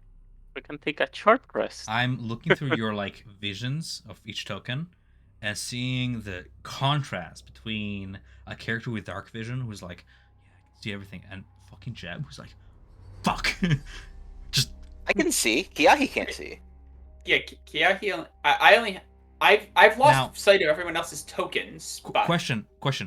Jeb, can you see the entire map or can you only see the radius of light? I can see. Do you see the map in grayscale or do you see darkness? I see past here for some Uh-huh. reason. easy option. Go ahead and watch my stream. You can see what I'm looking at. Well, I mean, like Uh, that's For some reason, I can also see this area a little bit. Oh boy. yeah, it's all blood. Yeah, I'm If- able to see past. Is it because these are light sources and we're able to These are see light from sources. there? Yeah. Ah, that's why. The Okay. the little spore-like moss growing on the walls is our light sources. I'm just Yeah, curious that's probably to what I'm know able if to see you there. Yeah. if you get that. Okay, cool. All right, so we'll pick up then from here next week, I suppose, because we can't run 2 sessions 2 days in a row. Yeah, I would not be able to do tomorrow because And it's I probably basically best to make today work, I shifted stuff to tomorrow. That's fine. Thank you so much, guys. By the way, like if I survive not a tomorrow, problem. it will be for you. Yeah, And- avoid being flooded if you can. Yeah. My house is full of water in every glass or bucket I find. Yikes. I'm So genuinely surprised Jeb survived both those I'm- encounters. Same. I didn't try to kill you. I tried to be fair, and by being fair, I'm surprised because vanquished the Guardian this session. I thought I was like, oh fuck, it's gonna be one combat to another. No, you guys vanquished it. That's what happens when you know. I mean, it helped that Esmeralda had like 70 worth of damage. 2 lightning bolts. 2 lightning bolts, but she expended them all. Esmeralda is very much like, if I have resources, I will spend them as fast as I can. Yes. She's- Yes. I am sitting on lots of resources, which I need to learn not to because my resources have to be spent over time. I can't burst them. Hmm. Yeah, I tend to hoard all the resources. Like I have superior healing potion. I was like, should I use it, or should we use the 400 good berries? I have nothing. It's good. I looked at your resources and was like, they can handle the standard 5 to 6 encounters per day kind of adventure going forward, because you guys don't have to rationalize it. So from here on in, I'm just gonna keep upping difficulty till we reach like a plateau of like, yeah, this is challenging enough, and it's fun and challenging, not like too much either. Yeah. Not too much fun. I will say this: we will never again be that flush with good berries. Yeah, we need like a whole day at home for that. You can Yeah, take a week but- off. You can take a week to like do long whatever activity. But You expire. gotta do laundry. They expire for 24 hours, mind you. So Yes, I need that, to that get, that's the thing. I had every single spell slot dumped into that. So that was 60 or no, yeah, 60. I mean, you're better off just brewing healing potions at that point. You have the gold. I need to Oh, get yeah. me a silvered rapier that if we have the gold for it. Jeb is actually getting to adventure. Oh yeah, we haven't silvered. Jeb's out here Okay. with the rapier he brought with back from the carriage. Well, I mean- you can use my longsword. Can you use longswords? I cannot. Not proficiently. Okay. It's also Uh, a strength weapon, and I'm weak as hell. I'd have a -1. But that being said, Esmeralda is a walking arsenal, and I don't mind giving you one for weapons if you take care of it. I mean, if you die, she'll just take it off your corpse. It's not a big deal. That's her philosophy. But if you need a weapon, she's a part No, of it. I'm happy to. He's happy to do what he is. He's at the point where he's She snapped, has so he's she just... has a silver short sword she's not using. She has a She's not- rapier, a magical rapier, a hand axe, several stakes, a silver short sword, a range weapon, another range weapon, a dagger in her boot, and magic. She's a walking fucking And arsenal. You She know can that's spare her always blade. like the funny thing. Like the fighter has like 18 weapons on him, and he doesn't have the space for that. She's the type of chick who walks into like a bar and the bouncer will be like, "All right, lady, put all your weapons on the table." She'd be like, "All my And weapons, you're good. or just the ones you can see?" Like, And I assume it's a case where she'd be there for like a good 5 minutes, actually taking them yeah, all it's like off. that scene from Sinbad when the crew like disarms themselves and it's just like, "All right, all right, I'm gonna be here for 5 minutes." Yeah. Go ahead. All my spell components, all my 50 pounds of sulfur I have on me.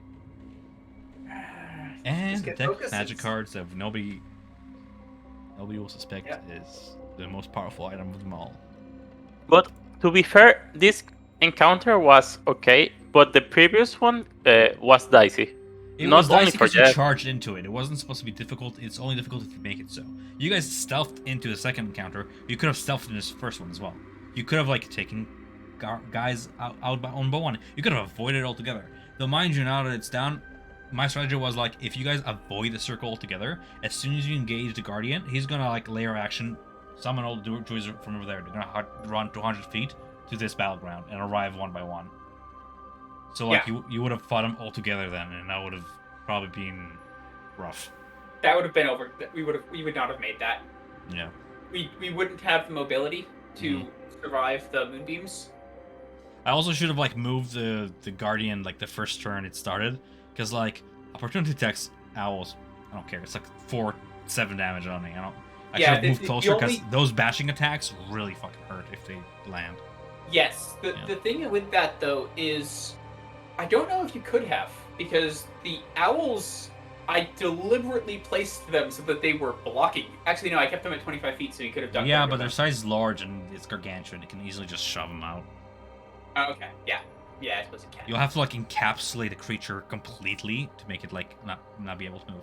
That's kind of like what zombie swarms do. They'll just pile up and you won't be able to move. Yeah. Yeah. We'll just pick up from there then. God.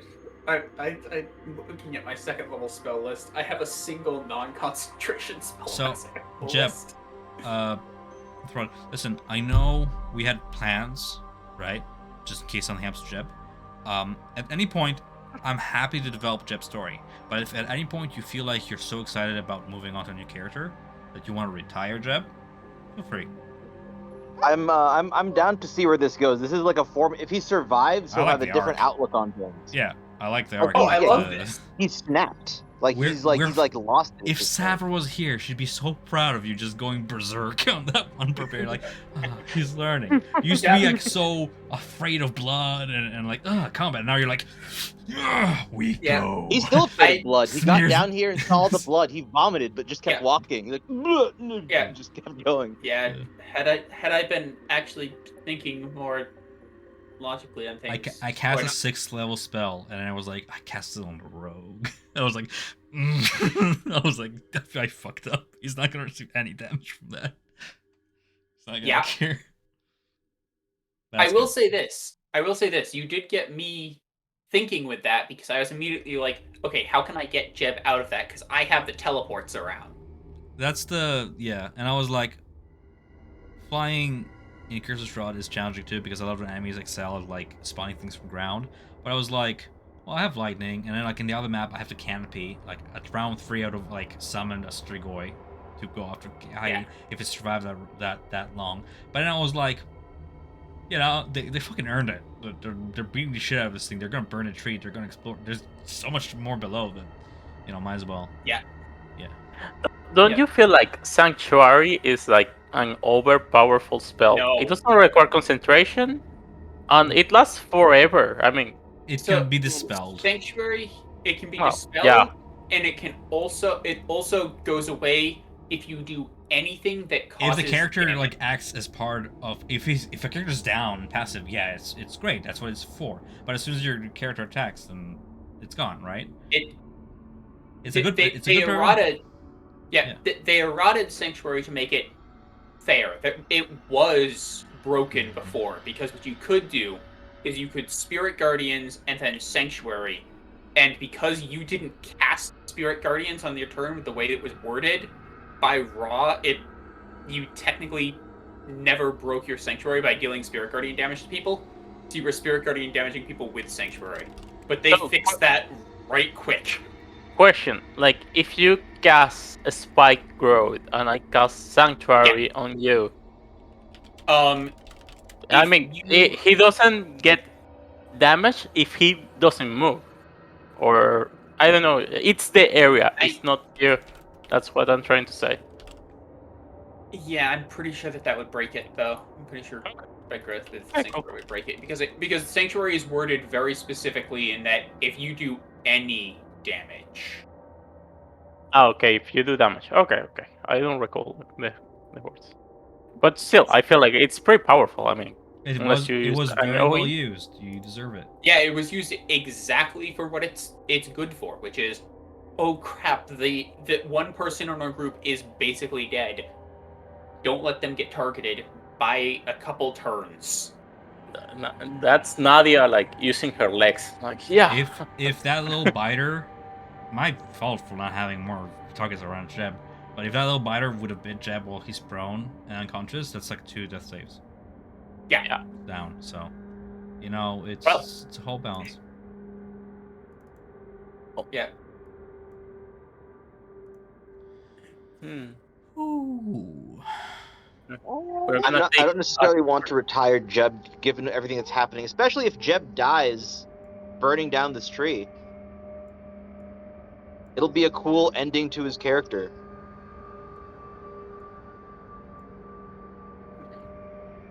Yeah, we'll see.